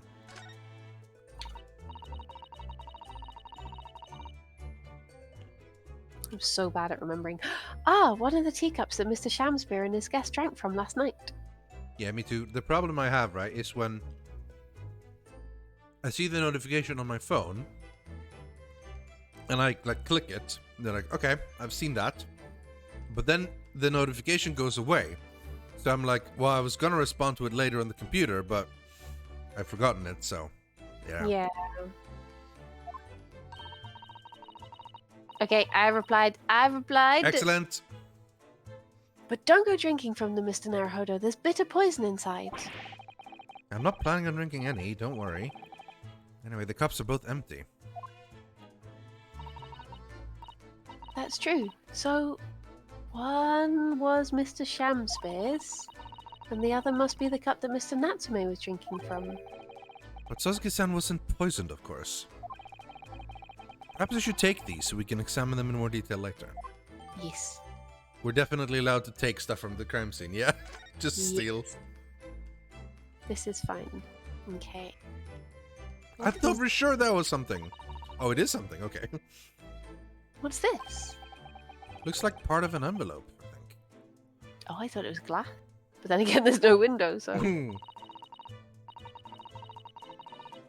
Yes, I think you may be right. Perhaps it was torn off when the letter was opened. Is that significant? Well, it's a little out of place, perhaps, when you look around the room. There's no sign of a letter or the rest of the envelope, in fact, is there? Ah, she's right. And yet, here we have the torn off end of an envelope. Just strikes me as unusual. I agree. We'd better take this just in case. Oh, Okay. have a feeling we're going to have to like match that up to something. Yeah. Oh, the poor man, so young to die. Do you suppose he was a very painful death being poisoned as he was? I don't know. All we can do now is hope that he'll be reborn to a better life. Yes, I suppose you're right. I wonder. Do you think that putting our hands together in the Japanese prayer would help a British soul? Sorry? I made sure I had a reference at the ready for just such an occasion as this, actually. This book is entitled The Beginner's Guide to Praying for the British Way. I'll just reread it now. One moment. There's quite a spine on that book, isn't there? It's a very long book for a beginner's guide. As we've seen from the outside, the window is completely bricked up. Vestige of the former window tax that Oh Britain... yeah, the window tax. That was so dumb. What strange things they used to tax in Great Britain. Used to. Yeah, Well, at least you don't have window tax anymore, do you? that's true. We just have a bedroom tax. Yeah, which is also weird, but yeah. I mean, making people pay for the number of windows they had in a property. It's extraordinary. It's so ordinary, it's even more ordinary. It's extraordinary. It's heartbreaking to think of the poor having to block up their windows just to avoid an unaffordable tax. Oh, What is it, Mrs. Sato? if you look closely, a number of the bricks are loose. Yeah, on the bottom right. A secret window. That's a window. Is that more soap? He's got more soap! Looks like as though an amateur has broken out a few of them just here. Was it Mr. Shamspeare who did it, I wonder? Being the lodger renting this room. Ah, look at this, Mr. Naruhodo. On the outside, there's a little ledge. And there's something on it. What, outside? What did we... Okay, I guess we're just looking, yeah. Oh, it's cold outside. You can feel it through this gap. It did snow all last night. It would be cold. More importantly, what is it on the ledge out there? What are those snow-covered lumps? It's more bars of soap. Soap? What kind of a name is Soap? How did a Muppet like you make it past orientation? That's a Call of Duty reference, never mind. You play a guy called Soap in that one, so that's why I thought of it. What are bars of soap doing lined up on a ledge outside the window? I have no idea. But the pair of them look rather charming like that. Very charming bars of soap. Yeah, that's very strange, isn't it? Bars of soap lined up outside the window. Maybe he was a soap smuggler. A soapler. So, I don't know if that's a thing, but... I don't know. His record looks pretty clean. That's nothing to do with... I think perhaps you should take one. There are two, after all. Oh dear. I suppose we could. If he steals any more soap, he'll be behind bars. Oh, God. What's this? Look here at this soap. Oh, well, I guess that's something we can worry about later. like later, but lather. Do you see in the middle there? There's a patch that's a different color. It's sort of transparent, but Some sort of fancy design, I suppose. Only in Great Britain. Looks like the Hinomaru flag of Japan, doesn't it? How wonderful. It's probably a very expensive brand. Expensive? And what's it doing in this ramshackle old room? A bar of soap. Do you reckon they're like smuggling things inside soap and that's why he'd cracked one open to Yeah, try and get to it or something? that's immediately what I went to as well. So they have soap thing, and so he opens it to see what's inside. Like, you know, a smuggling thing. I don't know. Look at these extravagant, bright costumes. Somehow they look out of place in this room with its grim, shady goings-on. This one looks like a king's attire. A king? I've always dreamt of being a king.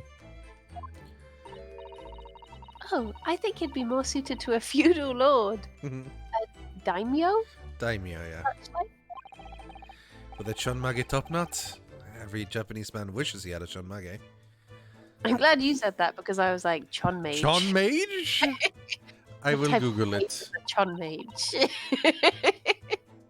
Chonmage pronunciation. Chonmage.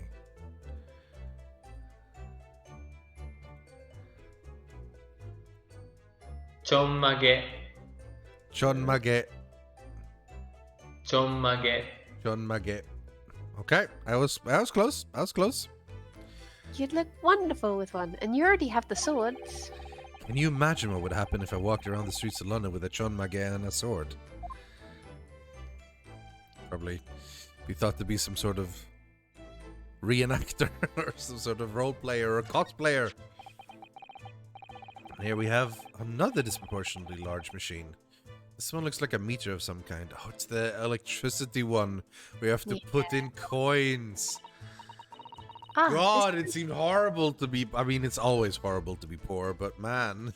I thought you were going to say to be British then. Well, that too! I was like, Jeez. not all like that! I mean... Evidence to the contrary. I've played Ace Attorney. I know how it is.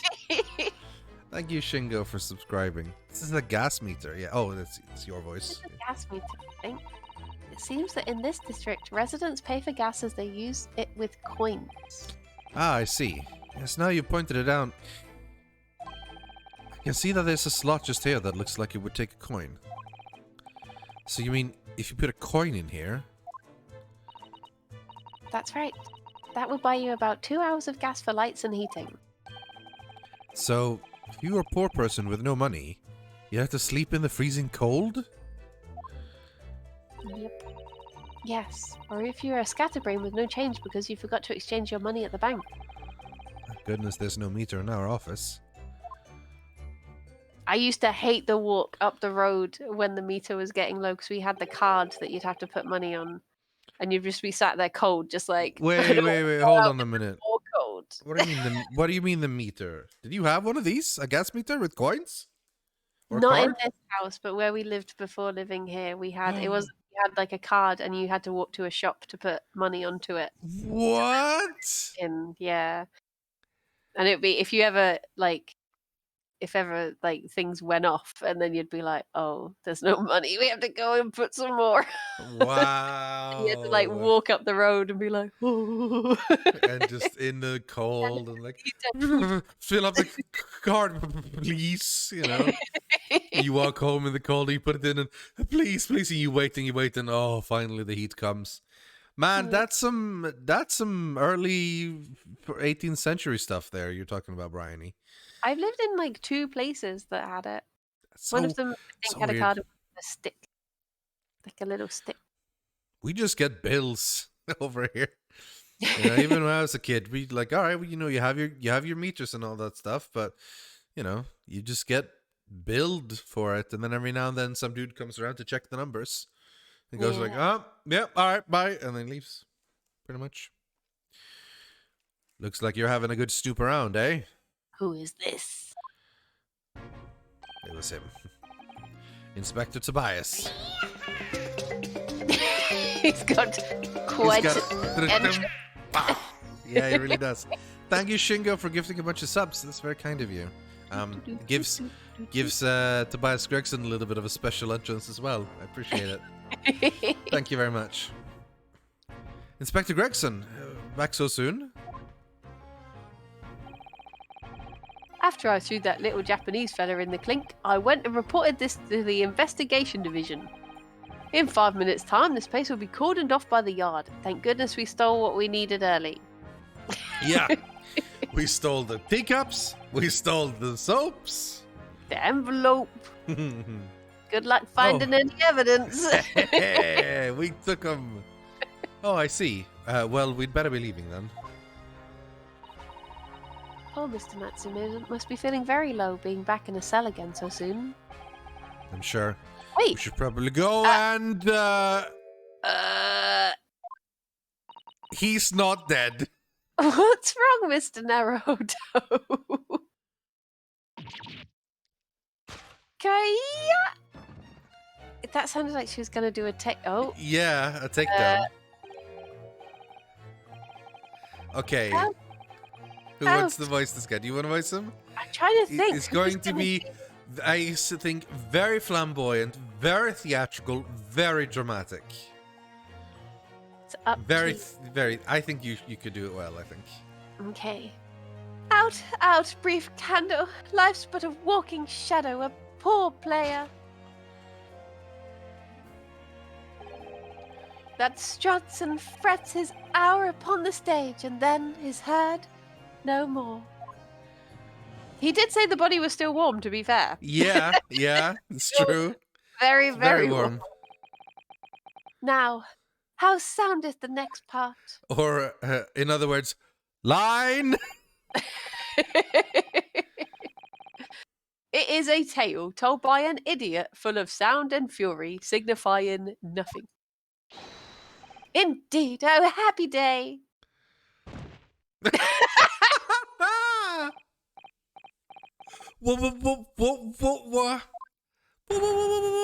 I kind of like to dance. Walking Dead. Nani? Nani? Is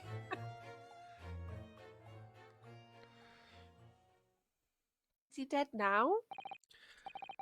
The fella isn't dead at all. Oh, what's that nonsense he was saying, though? Well, Gregson knew it, so... I think, yes, it was from William Shakespeare's Macbeth. A soliloquy from Act 5, Scene 5. Shakespeare? That sounds like Shamspeare. He named himself after Shamspeare? So it was. But the victim, Mr. William Shamspeare, came back to life. If the man had indeed been poisoned, it transpired that it hadn't killed him. Okay. He was taken by emergency carriage to a nearby hospital for treatment. And Inspector Gregson evicted us from the scene of the crime. Whatever that now was.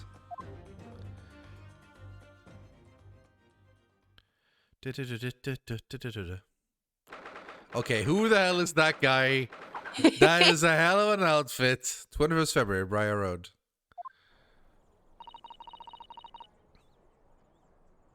Is my internet being better again now? I haven't had any problem, but better to listen to your chat, I think. Yeah. You've been fine for a while, but chat, what do you think? Maybe Alex was just uploading something for work. Yeah, maybe he's like, okay, hold on, I'm just uploading 500 gigabytes of raw footage at max speed, please. And then your internet is, you know, the way it is. And yeah. I remember when I tried to parsec into you to play Octodad. Oh god, it didn't go very well. We finished the entire game somehow, but yeah, it wasn't the best. But yeah, you sound fine to me right now, so. It's one of those things that maybe if we had have known how long we'd be working from home for, we should have done it. Yeah. Way back when, but. Have you considered upgrading your internets? Yeah, but now we've been told that the internet price is going up, so I'm like, oh no, we're going to end up paying what we would have paid for better internet already for our bad internet. Yeah. But it might be worth looking at. Usually if you swap providers, they like it because they give you like a good deal, you know? Yeah. Whatever do you think will happen now? Good question. What a strange situation for Mr. Natsume. Arrested for murder, but then the victim comes back to life? For the second time. Yeah. I It's think happened twice now. the victim That literally like, dead you in the murdered her! Oh, she's fine. You fight. murdered him! Oh, she's fine. Twice. It seems very likely that Mr. Shamspeare did consume poison, as we deduced. But was it an accident, attempted suicide, or attempted murder? Until the truth can be established, I imagine the police will keep Mr. Natsume in custody. I suppose so. Let's hope it doesn't come to anything more than a night in the cells. Oh, what's this? What's the weird guy in yellow outfit? What's that man doing over there? He's coming to get the soap. Yeah. The soap is there. You don't see my mouse, do you? But I'm pointing at the soap. Or the thing right in front of him, outside on the ledge. Yeah. Yeah. He's looking to see if he's looking to Mrs. Soski-san's lodgings. Is something wrong, Mr. Naruhodo? Excuse me, could we have a word? Oh, jeez. Ah! I love how muted sound effects seems over there. He just ran off. I feel sure that I've seen that man somewhere before. Where was it? Yeah, he walked into the other guy. Remember how we saw two people randomly? Oh, yeah. One was Shamspeare, and then he was the other one. Just briefly in the last case, we met two whole new people, and then they disappeared. We should have known they were coming back. I mean, I thought they were coming back that case, but then they didn't. So I guess they're coming back here now. I do too, but I don't remember. Okay. Let's examine this. Yeah. With the exception of the top floor where Mr. and Mrs. Garadeb live, all the windows are bricked up. Yes, that's because of an old window tax that was charged on the number of windows a property had. In order to pay less tax, the poorer members of society filled in members of the windows. Yep. Many of their windows. But the tax has been since abolished, hasn't it? So the windows could all be opened up again, surely. Unfortunately, it would appear that the residents of this district can't afford to pay to have the work done. You just need a man with a hammer. That's it. Because then you have to actually put in an actual window, or you'll just have a giant draft. And putting in windows is a bit of a pain. Yay! Get out.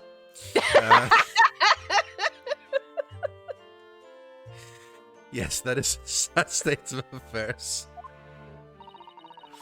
Especially for people like poor Mr. Natsume, who have to live all cooped up in a windowless room. I suppose that's the price you pay for living in very cheap accommodation. Thank you, Mela. You've got You're my welcome. warble. Warble? Oh, warble! It all seems rather pointless when you put it like that. That's not what I was pointing at. No, we were pointing at the soap. Come on. I see this bike still hasn't been fixed. Yeah. There always seems to be a bicycle outside the Garadeb residence. Her little thing, I like that. I think that's like, I just thought of something. Well, it's not quite, but it's more like, and here's the thing. It's sort of when she does that, yeah. I read that bicycles are extremely popular all over Great Britain at the moment, in fact. That one seems very warped, though, especially the front wheel. Is that to make it more of a challenge to ride, do you think? I think it's just an accident. No, I'm afraid that may be the result of a rider's incompetence. For the front wheel to be so badly warped, I'm afraid the rider may have been similarly afflicted. Oh no. Then there's a good chance Mr. Natsume has been practicing on this bicycle, I think. Oh dear, I fear you may be right. It's weird how when they were making bikes first, they had such different sized wheels. Yeah, Like the Penny Farthing being like massive, and then this one is like slightly bigger than this one. It just and then gradually they become the same size. I think that's because originally it made more sense to like be sitting, like looking upwards and moving upwards. Like these days, if you look at some of the bikes, you're basically lying down when you're on them. I mean, that's more so with maybe motorcycles or elite bikes or whatever. But yeah, I guess it was just made easier later on because you could make a wheel, and it didn't have to be two different size wheels for front and back. You could just get a wheel to replace if they had the same size. That's Unless they are different, then you still have to specifically get a back wheel or front wheel. Would it also be if the wheel that is turning is smaller to the pedals, so you'd turn it more quicker if it was smaller? Well, the turning is dependent on the chain, because the chain that does the turning, right? So the big part of the chain is connected to the pedals, but then it's the pedals that turn the rotor or whatever the hell that is doing the turning of the chain that shifts the little center of the back wheel that does the turning there. Yeah. They did not have chains? They do not. Oh, so the pedals are actually on the front. pedal was on the front wheel, but that means that the wheel is between your legs. Yeah. Yeah, I guess. I guess that does make sense, yeah. It's a very different design in bicycles, I guess. And tricycles. There you go. Wonder why we moved to bicycles when tricycles are such a better balance. Like, inherently, that design is much better balance than a bicycle. I wonder why we moved to bicycles. Is it just size and storage, maybe? Or faster, maybe? I don't know. Like, maybe it inherently can go faster with only two wheels. I don't know. Because the tricycle just seems... You can just leave that. Like, for bicycles, there's like... It just falls over automatically. Like, you can't stand still on it without leaning. You need to have like a little bit of a kickstand. It's like... What's the benefit of it, you know? Yeah. Not as flexible? I mean... How? Because it's slightly wider at the back? Is that it? Easier to store, easier to produce. Can't be that much easier. I will grant easier to store, but is it that much easier to produce? It's just... Well, maybe, I don't know. It just feels like you just have two wheels rather than one, you know? Or three rather than two, I suppose, but yeah. Yeah. I think there's probably a lot of history in the evolution of bicycles from the beginning to end and stuff. I wonder how many people still bike to this day. The city I live in, Malmo, is like called, you know, the city of the bicycle and stuff. Or at least that's something the slogan they ran around with a lot a few years ago, where they was trying to make sure that basically like there was plenty of easy way to bike around the city for a lot, because, well, you know, I think that public transport and bicycling stuff is important to invest in and create infrastructure for, so that there becomes a viable, useful, simple, convenient alternative for people, not to have 50,000 cars everywhere, because well, there's too much cars everywhere all the time. So yeah, and Amsterdam meant to be a really good city to bike in. I think so too. Yeah, Amsterdam is a little bit of help. It's very flat land, so there's not a lot of hills and stuff. Sounds like my sort of place. Yeah. And I think that's good, because, you know, climate change. Am I right, Simon Clark? Yeah, I'm right. He's definitely still here. Yeah. Oh yeah, that was it. He said he was going to be in Copenhagen, so if you wanted him to pop over, he would. I realize I only repeated. You only said part of it, yeah. He's near you. That's cool. Yeah, that is pretty close. That's basically like a short bus and train ride. I can pop in there, or he can pop in with me. Either or. Yeah, maybe. Just have a meet, have some chats and dinner. I met a friend of mine. It's a pilot, like a commercial airline pilot. Yeah. And he just randomly stopped over in my city and was like, we should meet up. And to me, this is like the first time I met, because I didn't know him that well. But he's Yeah. like, we should meet up. And I'm like, yeah, we should meet up for once. I shouldn't make some weird excuse and say, oh, I can't. So we met up and we just like chatted for like a few hours and then said, peace out. And then he left. And that was cool. I could definitely do the same with Simon. So Yeah. he's, we'll have something to talk about, I'm sure. I wonder how long he's going to be there. Anyway, that's something I'll chat about with him. But thank you for being the, being the go-between until that happens. I will continue having you be the go-between. I'll send you a message and you can send to him and vice versa. Thank that you. works. I look forward to it. Yeah, good. you can be involved. Yeah. The Garrett household and Mr. Natsume's lodgings are in a prominent position there on the corner. Sometimes when I look at the building, I can't help feeling that it's a bit of a slant. Well, I mean, yeah. Look at the line of the wall. It's a huge bump right next to the Strand Seat sign. I had no idea. It does... I am not Susato. It does rather look as though it would collapse in even the smallest earthquake, doesn't it? Isn't it supposed to be haunted as well? Oh, How does no. anyone pay to live there?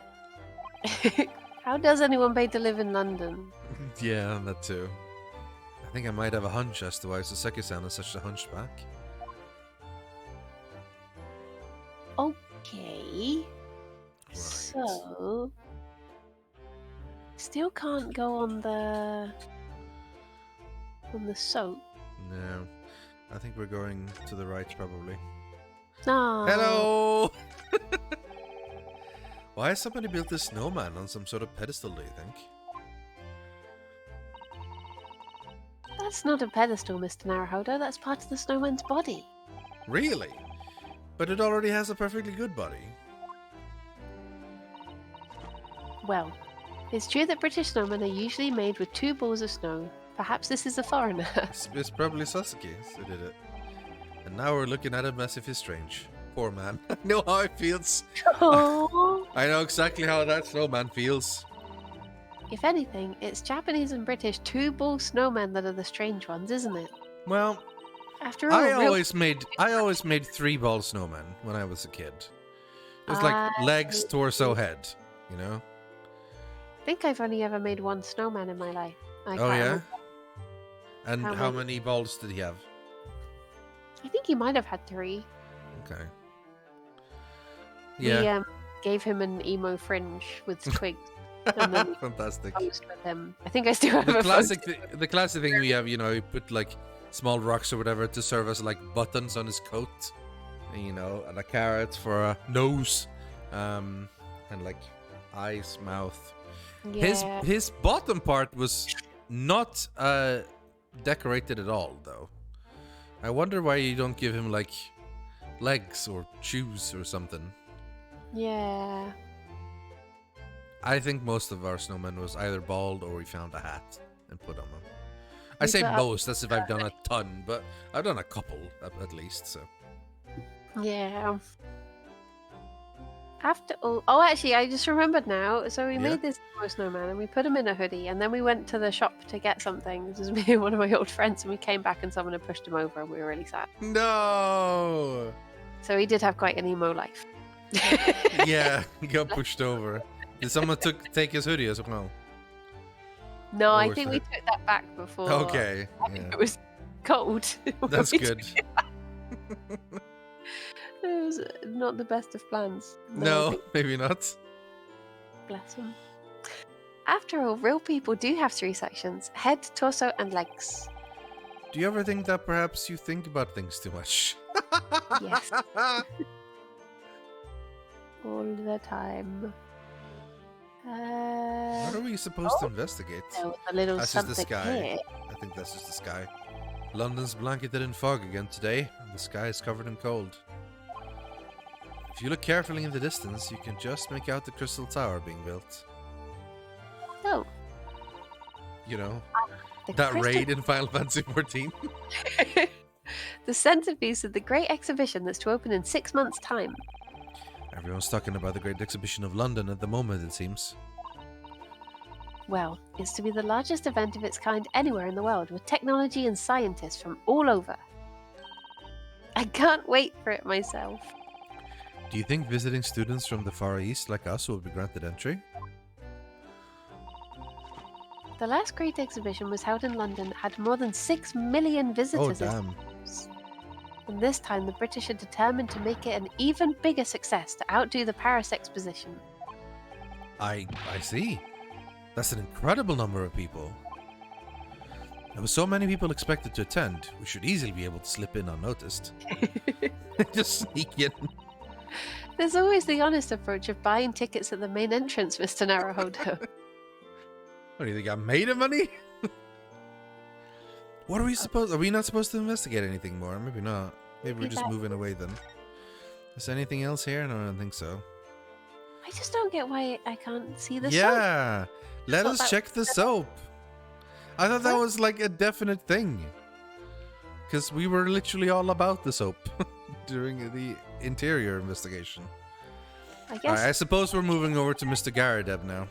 That's probably what we're doing. Does it say we should... Oh, we've got lots of locations. So we've got Briar Road, which is where we're at now. Then the Garad... Wait, what did it say? Click on Garadeb's room. Once. Do you know, I don't believe we visited this place for some time. It's true. And the prison, that's where Natsume is right now. What about the hospital bed?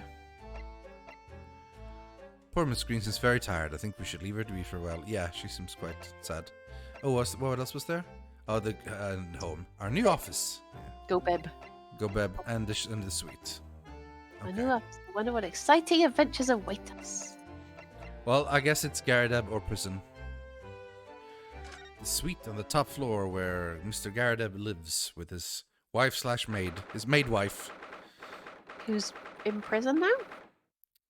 Maybe. It's been done up a bit since we were last there. Definitely. Oh no, they've just put a screen in front of the Oh, well. damage. Well, you know. Well, I guess it's something. Here we are again. The eccentric landlord's eccentric top floor abode. Abode.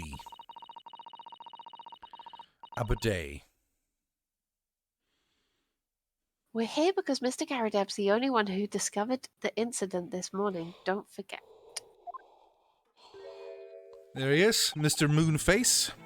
Ah, you chaps, eh? Yes, good morning, sir.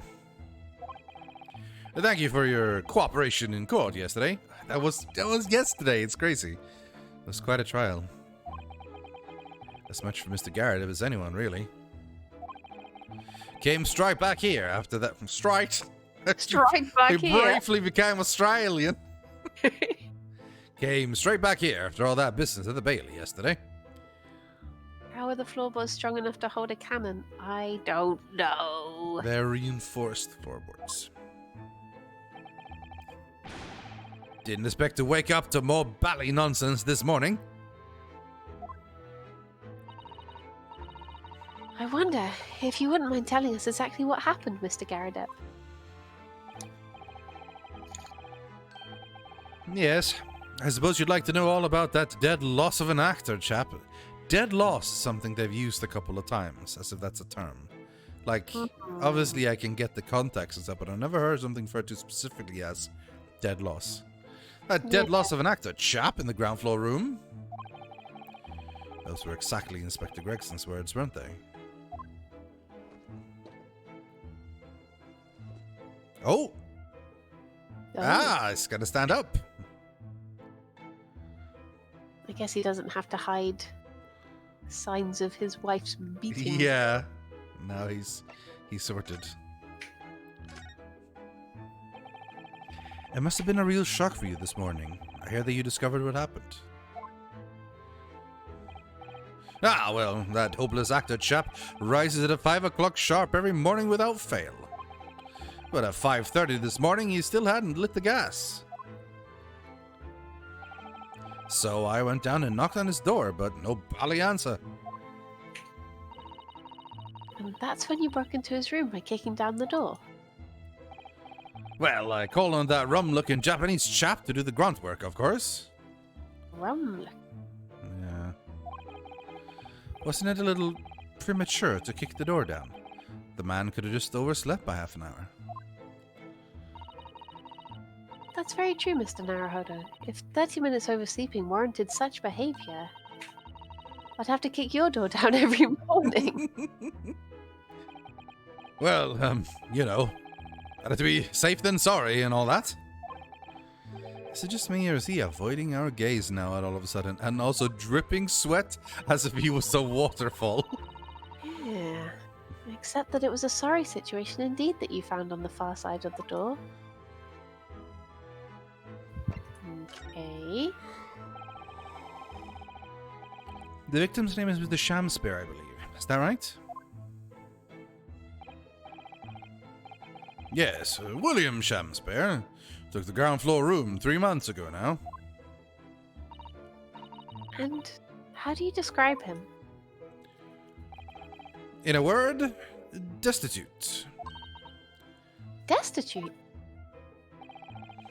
Well, let's face it, the only redeeming feature of that room is the cheap rent. Anyone wanting to live in a place like that is either broke or has a bally screw loose.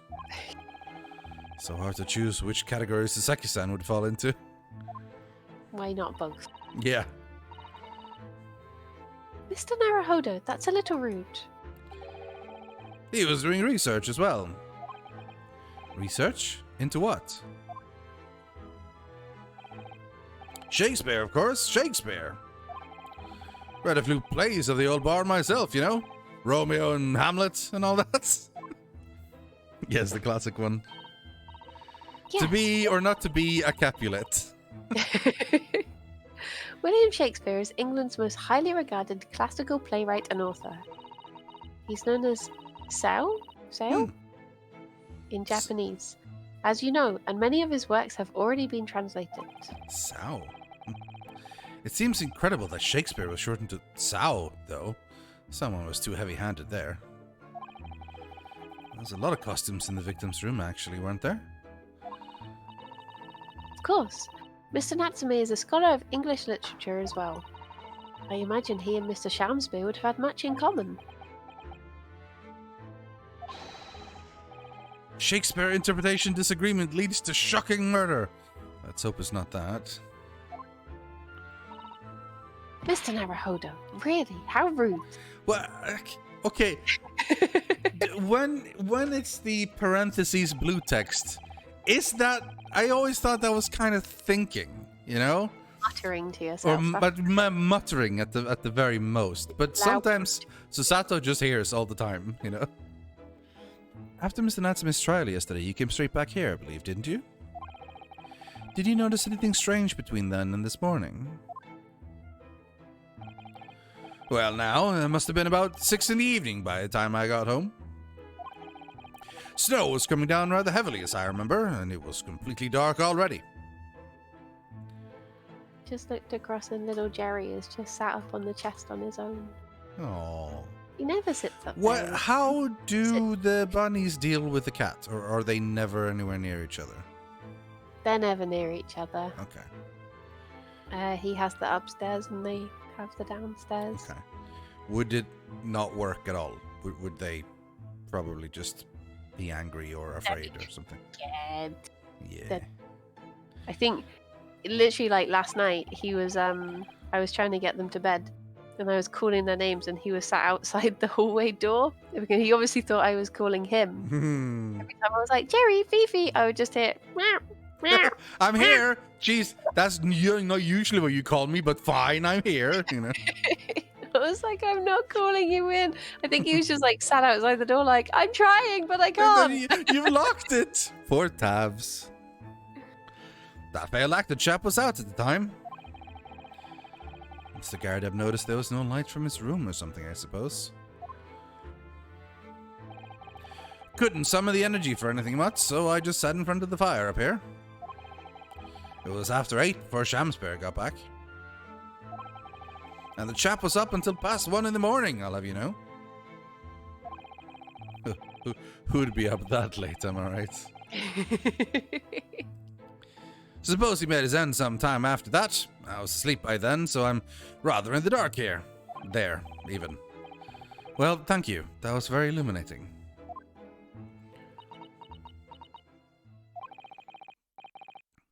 Is everything alright, Mrs. Sato? Well, I was just thinking, it's a little strange, that's all. Mr. Garadeb, you were up here in your room all evening, if I've understood correctly. Not a big fan of stairs, not with this blasted leg. Then, how is it that you seem to know? The precise movements of your tenant on the ground floor, I mean. Ah! That's a very good point. It's gradually adjusting back.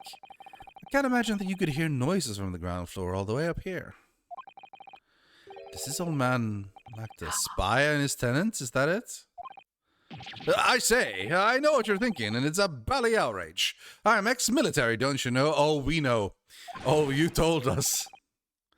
I don't go around spying on my tenants. Why would I? Then how did you know, Mr. Garadeb? It's the gas, woman. The gas tells me everything. The gas? Speaking gas. Gas? What on earth do you mean, sir? How can the gas tell you anything, let alone everything? Well, as you're probably aware, the gas is supplied to the building by pipes. Yes, I'd more or less worked that out. Every room in the building is connected by a single pipe to the gas main outside, and the gas company supplies gas to the properties via the main. Yes, I understand that too. Let me see if I can explain. Let's say I was to light the gas lamps up here. What do you suppose would happen? Well, obviously the room would get brighter. Exactly. But at the same time, the lights in all the other rooms of the house would dim for a moment. Oh. What? They dim? Why? Perhaps it's because when you light a gas lamp, it briefly uses more gas than usual. And that reduces the amount of gas in the pipes for the other lamps that are connected to it. That might explain why the other lamps dim momentarily, mightn't it? Mightn't. Yes, of course, it mightn't. Because everything's connected to a single supply pipe. Is that supposed to happen, though? It sounds rather undesirable. Japanese likes to shorten English words / names. Otherwise, it would take forever to say them. Weriamu chieku superu, for example. What's that supposed to be? Weriamu chiekurusu. Weriamu Shakespeare, of course. Yeah. Weriamu Shakespeare. Yeah. But Sao is super short, though. Yeah. That's really short. Could just be Shakespeare. Well, okay. I mean, you could at least just mention what, like, the last name, rather than having to name all of it. Yeah. Sao doesn't. It's not even a Sao in his name. That's just weird. A jolly good point. Fact is, the gas company's pipes in these parts are pretty hopeless, long worn out. And barely got any gas in them to start with. Opposite's also true, of course. Extinguish the lamps up here, and they glow brighter in the rest of the house. Ah, right, I see. So by watching the flickering of the lamps in one room, you can determine what's happening elsewhere. You've got it. Oh, of course. Because when people come back home in the evening and before they go to sleep at night, what they're guaranteed to do is either light or put out their lamps and fires. Clever. In point of fact, the room on the ground floor and the one above it use slightly different amounts of gas. By watching the lights in here closely, I can work out almost exactly what's going on in the whole house. Gosh. That's fascinating, Mr. Garadeb. Absolutely fascinating. Absolutely perfect. Absolutely perfect. Oh, trouble. Oh, cholo. Yeah, cholo. I really shouldn't make those.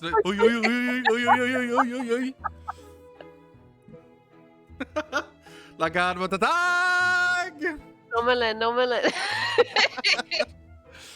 We are really sorry for those of you who have no idea what we're doing. It sounds like we have been possessed, but we are just referencing things. That is on us. I feel like it's easier that we just don't explain it and just move on. Rob says, easiest money of my life. Yeah. Oh well, nothing to it really. And I can't really see that it's going to help us with the case.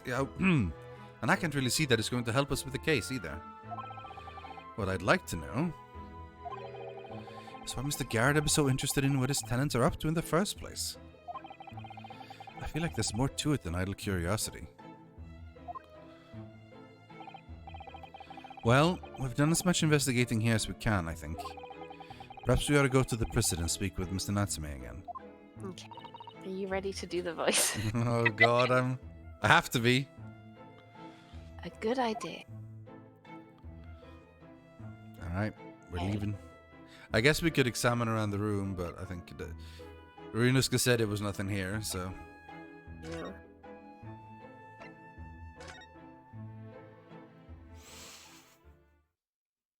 No.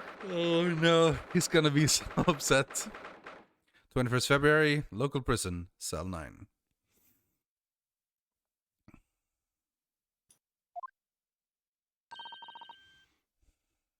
Look, Mr. Naruhodo. Mr. Natsume, have the police finished questioning you now? Locum student Mr. Naruhodo, Esquire. Oh, yes? What is he? Tell me, is he a ghost? Is he here to haunt me? Let me guess. You're talking about Mr. Sholmes. He actually calls himself a great detective, Mr. Natsume, not a ghost. But the diabolic deductions, they're not of this world. They've left me. Ah, cursed! I'm cursed, I tell you. Well, that sort of hurts. Credit where credit is due, Mr. Naruhodo. You were heavily involved in the deduction too. Yes, moving on. We have some wonderful news. Oh? The victim that we all thought was dead has come back to life again. Now, in the absolutely worst case, you could be tried for attempted murder. Oh, dear. It's like, you could only be tried for attempted murder. Yay! Yay! Great news. That's great, isn't it, Mr. Natsume? It's terrible. Oh. I'm stuck in the cell, suffering for some silly wrong end of the stick. You did it, didn't you? Confess, you're a killer. Why the mustache? Constant questions. I'm sorry to hear that. Ah, that's selfish, shyster. Make up your mind. Are you dead or alive? If you were going to come back to life, why bother dying? Wickedly wishy-washy William. Well, it seems likely that Mr. Shamsper was never actually dead in the first place. It's just snoozy. Yeah. Ah, yes. That might make sense. And I am pleased that he's alive, of course. Our lively debate last night was much fun. I'd be sad to think it was our last. Oh. Oops. Mr. Natsume, does this mean that you did see the victim last night? You met with Mr. Shamsper, didn't you?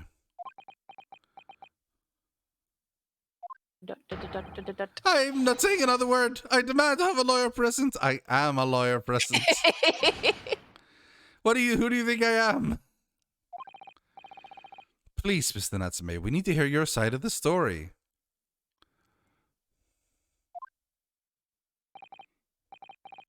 Why am I cursed like this?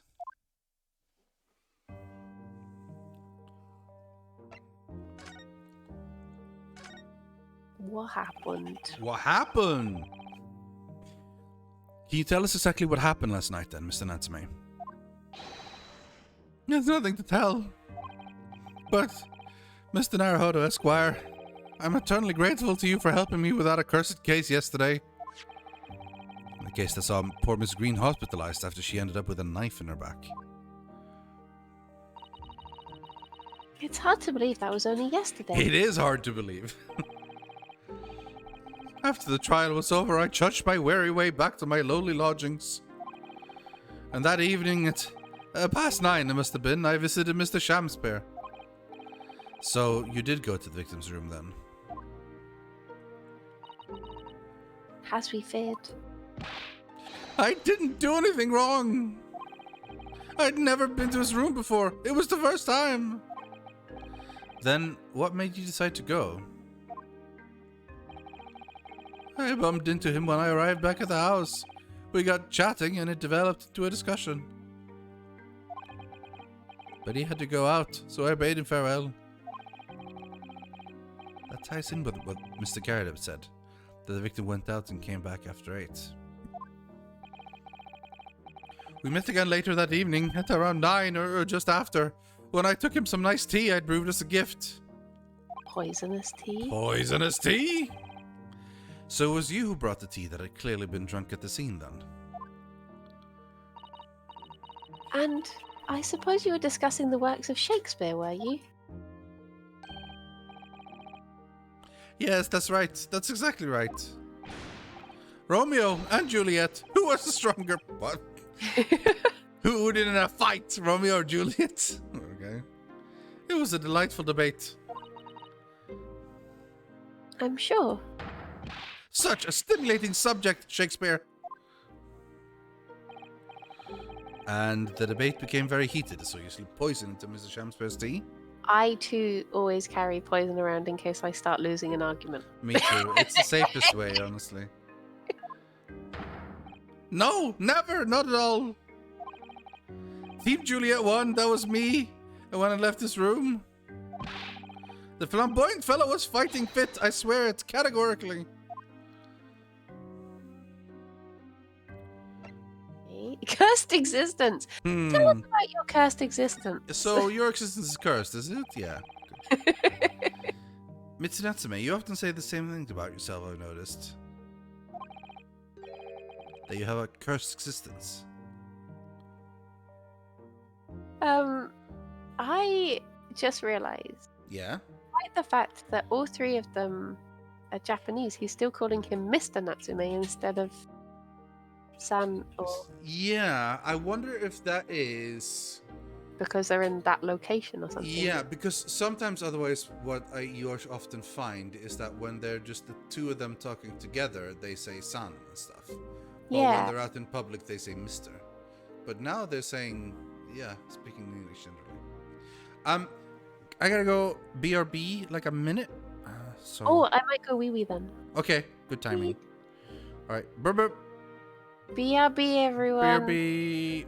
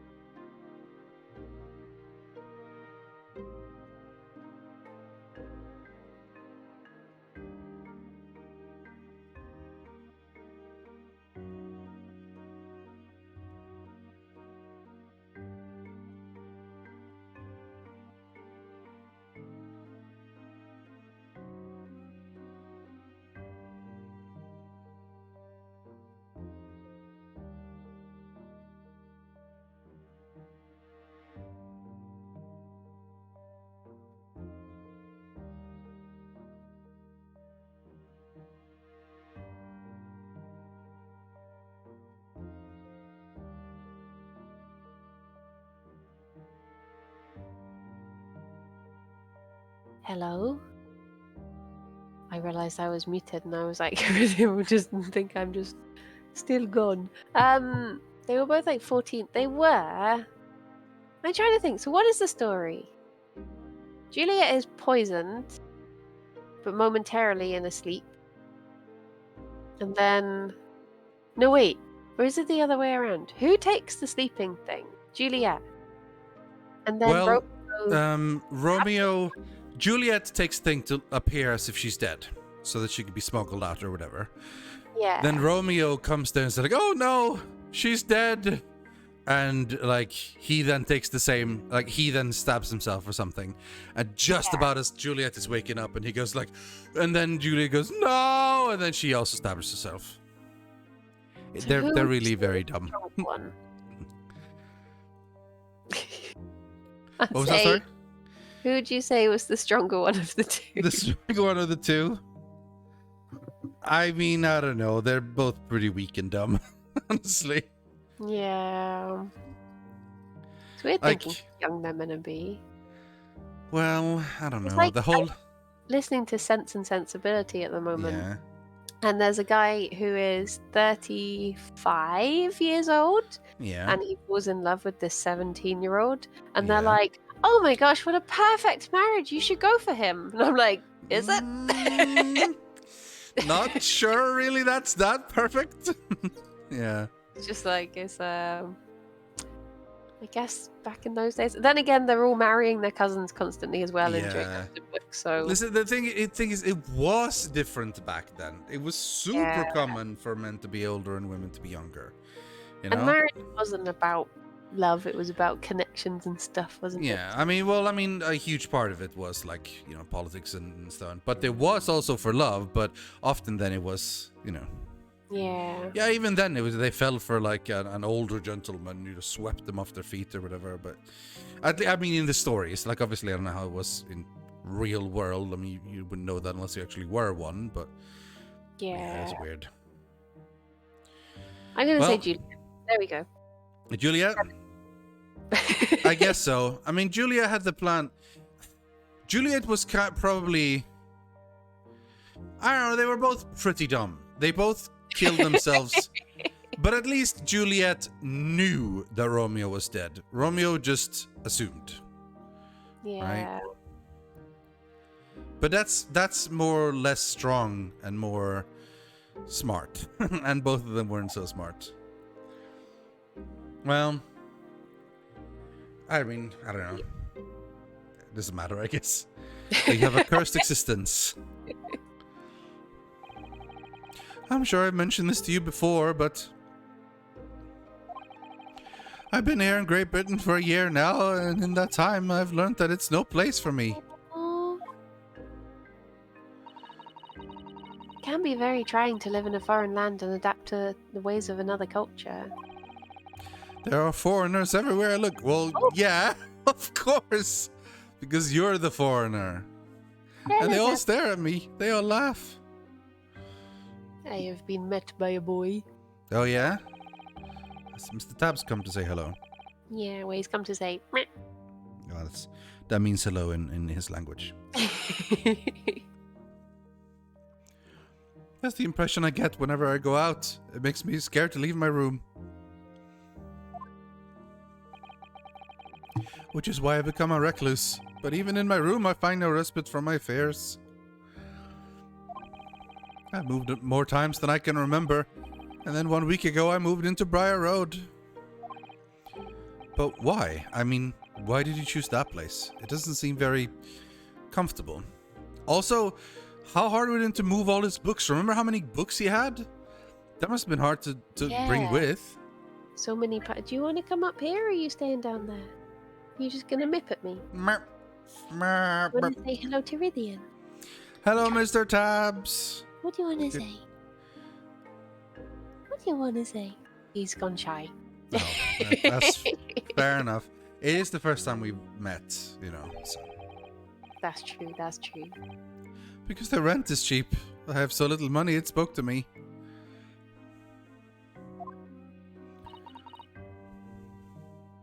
The rent? Obviously, there's a reason why it's cheap. Because the room is cursed. It is pretty cursed. Cursed? Cursed the doggo? Cursed how? Come on up if you're coming up. Or just claw at my legs. That's cool too. That works too. Come on. Come on, Taboo. Come on. He's being a classic cat. Your cat is like, I want to go up. Okay, come up then. No, You want I don't me want up? to. Then I don't want to be up. Yeah, exactly. The previous occupant, the man who lived there before I took the room, died there. Oh no. He was only a young man, but one morning he was found dead, and no one could explain why. Jeez. Maybe gas? Surely no one would want to live in a room with a history like that. Well, that's why it was cheap, and I bought the room. I didn't. When the letting agent recommended the place, I wavered. But I want books, and books cost money. A horrible history is a small price to pay. This is very relatable. I want things, and things cost money, so therefore... I live in the murder flat. Yeah. The mysterious death house. Isn't it unfair, though? Like, I didn't ask to be born, and now I have to pay money for doing things. What if I wanted to be a frog? No one asked me. If I were a frog, I wouldn't have to work for work. That's all I'm saying. That's true. That is true. I've just had my nose dribbled on. by Mr. Taps. By a taboo. Taboo? Taboo. Come on, Taboo. I'm just being stared at with his very serious stare. It's a very studious stare. When he first stayed, Alex was like, I don't think he likes me. He keeps just looking at me. I'm like, that's his face. That's just what he looks like. He just got a grumpy face. Resting grump face. Oh. Wait, did you read this bit? No, I didn't. I was waiting for you to finish your Mr. Tabbingness. Now I need to go over to your... so I can see him. I need to go to I'll see watch your stream. wait, if he's feeling...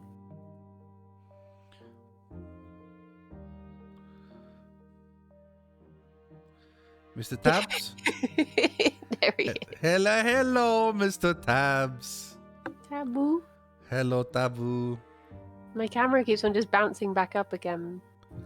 Are you going to Yeah. settle down, or am I just going to have a butt? I'm going to have a butt. Okay, just a cat butt. That'll have to do. That's okay. He doesn't, he didn't sign up for being on camera. That's the thing. That's true.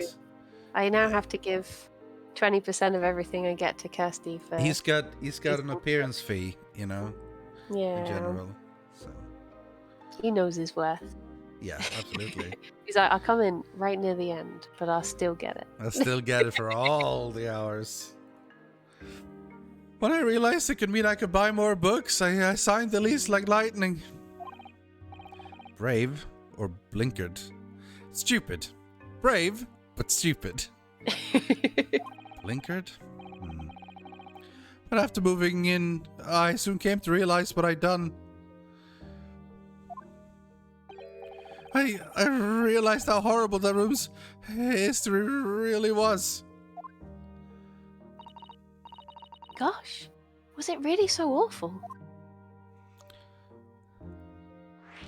Horrible history.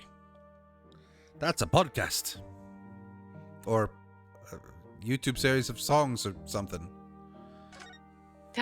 It was books first. Okay, books then. I read the books when I was growing up, and then I've never seen the TV thing. I think they have films now as well. Probably. How did the room's horrible history affect you, Mr. Natsume? What happened? At first it was just a feeling. The feeling of beady eyes boring into my back, watching me. Do you think that might have just been your mind playing tricks on you? No. My mind doesn't know any tricks. It was someone else. Okay. It's been one long nightmare ever since I was given the keys to the place. A nightmare? You're having bad dreams, you mean? Hang on 2 secs. I just got a dono and I'm not logged into Streamer. I heard the noise and then I was like, did I imagine that? I was like, no, no, I remember what that means now. Yeah, fair enough. I'm not a professional. No professional strammer? No.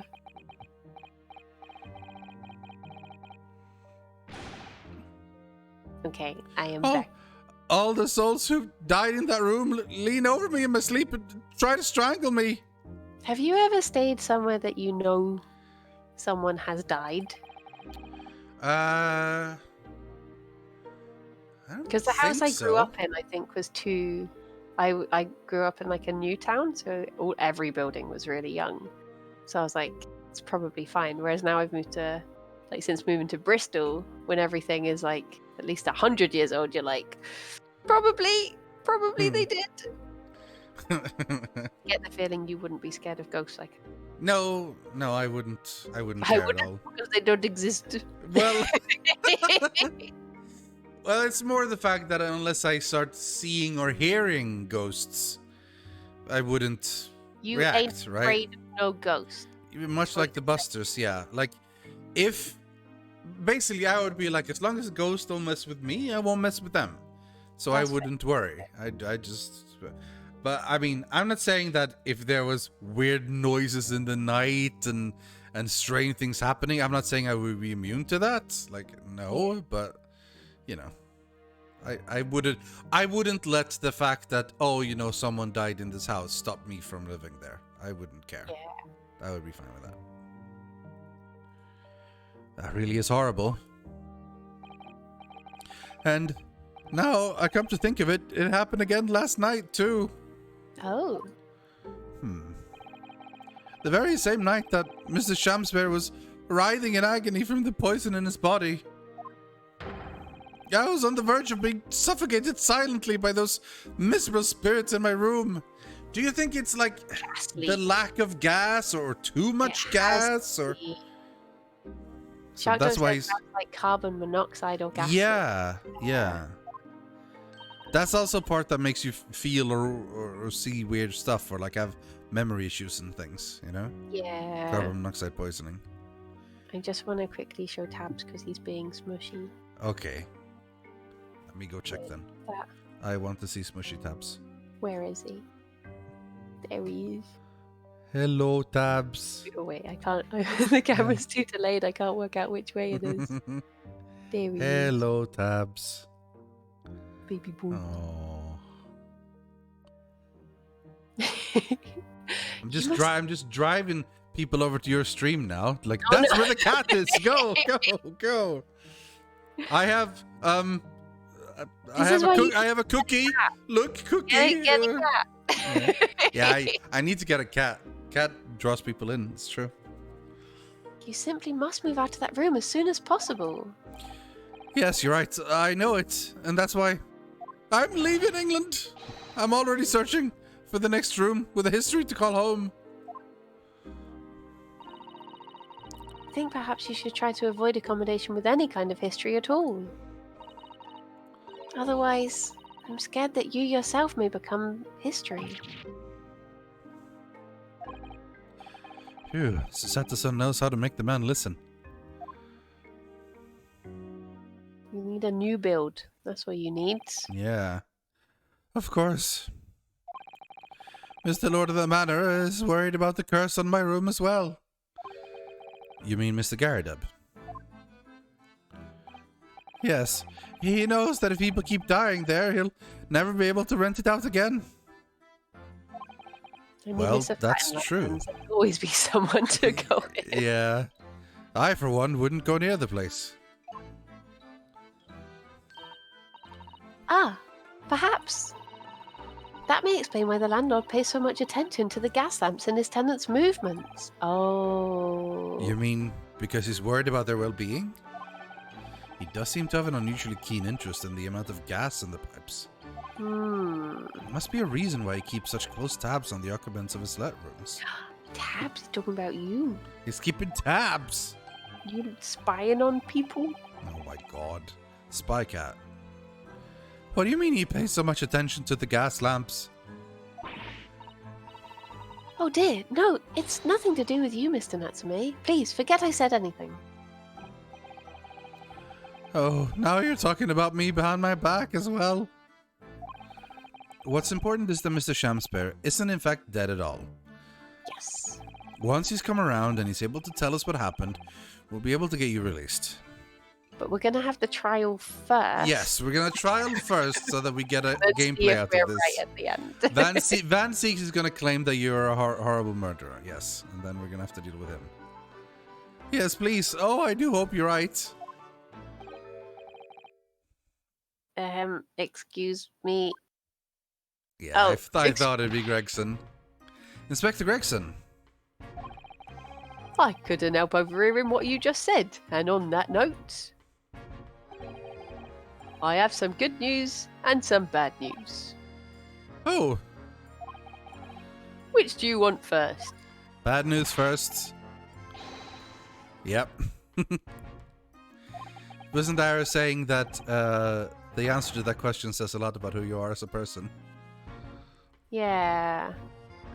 I What do can't you- remember the justification for the... Yeah, I don't remember the reasoning they had, but for me, it's usually bad news first. Because I Yeah, don't was want to it like, something because like otherwise the bad news will happen afterwards, and it will ruin all the effect of the good news, and you I just swear it feel was something worse. like, if you die in between, you never get to hear the bad news. At least you Yeah. had some good news or That was something. probably Herlock Sholmes' idea, yeah. Like they said, what if you die in between? You never get to hear it, you know. I accidentally clicked this. Oh yeah, I think I said that already, or maybe I didn't. Always, every time, bad news come first. When hope is all you have, hold on to it. That's my guiding principle. Right, well, in that case, the good news it is. What? Huh? Sorry, but it's just a lot easier to explain everything that way. Then why did you ask? Why did you ask me my preference? As you might have heard, the victim, Mr. Shamspear, was just unconscious. He's come round now. Yes, we saw it happen all in its terrifying glory. He's still being treated by the doctors, but we've managed to get a written statement from him already. Oh, isn't that wonderful, Mr. Natsume? He's written my down that you goodness. tried to murder him. Yeah, exactly. I know for sure it's gonna be that, because otherwise there wouldn't be any trial. If he just says like, "Oh no, it was all good," then there wouldn't be a case. So, oh, thank goodness, it's all over. Then I can leave the somber cell. Sorry, no. That's not on the cards. What? Why ever not, Inspector? Mr. Shamspear has implicated someone as being responsible for what happened last night. Oh no. Implicated someone? Oh dear. You don't mean? I'm sorry to say I do. Yes, he's pointed the finger at you, Mr. Natsume. Oh God. Ah! By sweet poison did he seeketh to end my life. That wickedst... Caitiff? Caitiff, yeah. So sicky Natsume. So, caitiff I've mostly heard in Caitiff. reference to Vampire the Masquerade, where a caitiff is like a very thin blood vampire, basically a scrub, a wastrel, a scoundrel in that regard, like someone who isn't properly in the official lines and bloodlines of vampires, you know, their tribes and clans, what it's like. Okay. But yeah, from it, so I imagine like, yeah, it's like homeless scrub, like nobody or whatever. Is I think what caitiff means. Let's actually get the proper definition. Oh. Multiple words we've learned. Yeah, there we go. Just a second, Caitiff. jiggling Caitiff. along. Caitiff, caitiff, Caitiff. caitiff, caitiff, caitiff, caitiff. A despicable coward, a wretch, a captive, a prisoner, a slave, a mean villain, a despicable knave, one who is both wicked and mean. Despicable and cowardly, wretched, unfortunate, cowardly, despicable. Yeah. Okay. No! I'm afraid you'll be appearing in court as planned. You'll be wanting to make the necessary preparations. Mm. No! With an H at the end. And so, once again, Sasuke-san found him having to take the dock in Old Bailey. Whether his own room was haunted or whether he was just terribly unlucky, I knew I had no choice. The following day, I would represent him in court and do my utmost to break the curse that blighted him. To be continued? To be continued. Nice. That seems like a good place to call it for the day. Yeah, how's your throat doing? Are you feeling It's alright. I haven't had to do a ton of voices. Setsume's voice is a little bit like this. So Yeah. it's not fantastic, but it's been less. I haven't needed to do any straining voices so much. So it's mostly fine. But this is a good don't time to have call it anyway, I think. With your... Get off the road! Bad! Bowser! That's tomorrow. It's tomorrow. I have to avoid Bowser. But you will too. Yeah. We're gonna both beat our personal bests. And I hope have so. Great success. I've not done any practice whatsoever. I've done some practice, but I honestly don't think you'll need that much because almost every time I've ran, I've always improved. Like, or rather, not even almost, just every time. I think you have to get really, really like the really close times to do a full run without improvement. It's just from the raw amount of experience, you tend to do better for the most part. Yeah. So I don't think you'll have much problem improving. Like we said, all you need to do is do 1 second better. That's it. That's enough. That is true. That's the personal best. Over 2 hours, still plenty of time. I didn't really mind until I read about the subs, and now I'm just like, Yeah, now it's like, oh, now I want it. Yeah, exactly. Yeah. because especially as a couple of people have said that their renewals are coming up like today and tomorrow, so I'm like, I'll do it for them. You can do it for them, so they don't have to pay. Yeah. Yeah, I've forbidden everyone for waiting for that. I've told everyone, all right, everyone sub now. We need to be subbed now so that you don't get any free subs. This ain't no free stream. You better be paying. No, I haven't said that. But yeah. I think honestly, I'm just excited to see everyone doing it at the same time. I think that's pretty cool. Yeah. We're going to do the whole like run on our own, but then main channel is going to be commentating. It's kind of a shame because I kind of wanted to listen to the commentating, but I can't because I'm doing it myself. So, but it should be fun though. Which reminds me, I need to send over a chat with Sam to set it up for tomorrow. Yes. That should be fun though. So yeah, you can catch both me and Briony there tomorrow, as well as a whole bunch of other people. We will both be streaming on our own channel, I think, our own point of view, and then that will then go into the main channel, and they'll swap between them and stuff. So, yeah. Ace Attorney is going great, I think. There won't be any I next will admit I'm not a huge fan of Soseki-san. I think he's kind of annoying. I'm sad that there's another case with him. But it's what it is. He's been in 3 cases now, and I'm like, out of all the people, why couldn't we have Giselle Breton more? I thought she was great. Yeah. But she's in Japan, I guess. So, but it's good. It's good, and I'm looking forward to see what else happens. Really, I just want to see all the big stories, reaching its end, because it's been like mystery set up in like the first that is building towards the later ones, and those I'm curious about mostly. Yeah. I'm wondering where it's going to go after this, because it will be like a flashback one, and then is it going to be an unrelated one, or will it be... Yeah, see, that's always what I'm wondering. Like, because sometimes they have... back to Japan? Because what they often do in these games, right, is if they have 1 or 2 that hint towards the big one of the game, and then there's some completely unrelated ones in the middle, and then you have the final one which combines it all. And now this is doing extra because it's building these 2 games together as well, like games 1 and 2. Yeah. So it's even more of that. So yeah, who knows? But yeah, got to find out. So you couldn't do Stardew either next week, right?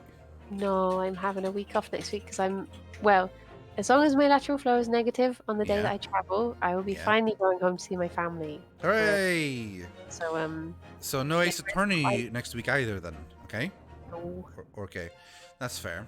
So then next week after, which would be the 24th, we'll be back with Stardew, and then 25th we'll be back with Ace Attorney.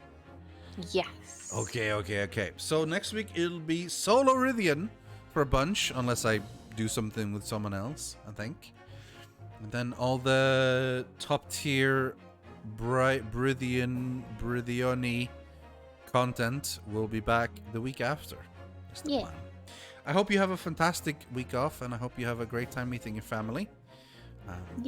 I went to visit my dad the day before yesterday, and that was great. Wait, it is Friday today, right? Yeah. On Wednesday, I went to visit my dad because it was his 17th birthday, and we went to visit my aunt as well. So we had a nice little chat, and I met some of my family. I hadn't met those basically since the pandemic started, so that was fun as well. Yeah. I met my dad, but not my aunt. The last time I saw my sister, she was pregnant, and now Pregente? will be 2 in March. So that's how long it's been. Yeah. That bump crazy. is now walking around and talking. Yeah, what the hell? A walking, talking bump. Well, I hope you have a lovely time. I hope you enjoy the week off and meeting time with your parents and stuff. Yeah. And your family. So yeah, thanks everyone for watching. I hope you had a good time. I know I did. Thank you for today. Good luck. You got tomorrow. you got the bonus tabs and everything's well. You can catch both me and Brian tomorrow in the aforementioned Mario Kart Championship, hosted by Harry and special New York's cast member Shadow at Noon. It's been officially revealed now, so we don't have to worry about accidentally revealing anything ahead of time. With special rewards, which we both hope to win. It should be great fun. Have a good time, everyone, and especially you, Briony. Have a great time, and I'll see you around. We need to play some Dota. You need to pop on more so we can do some Dota. Yes. Okay. Yes. Do some doots. Yes. Bye, everyone. Bye. Bye. Bye. Bye. Bye. Bye. Bye. Bye. Bye. Bye.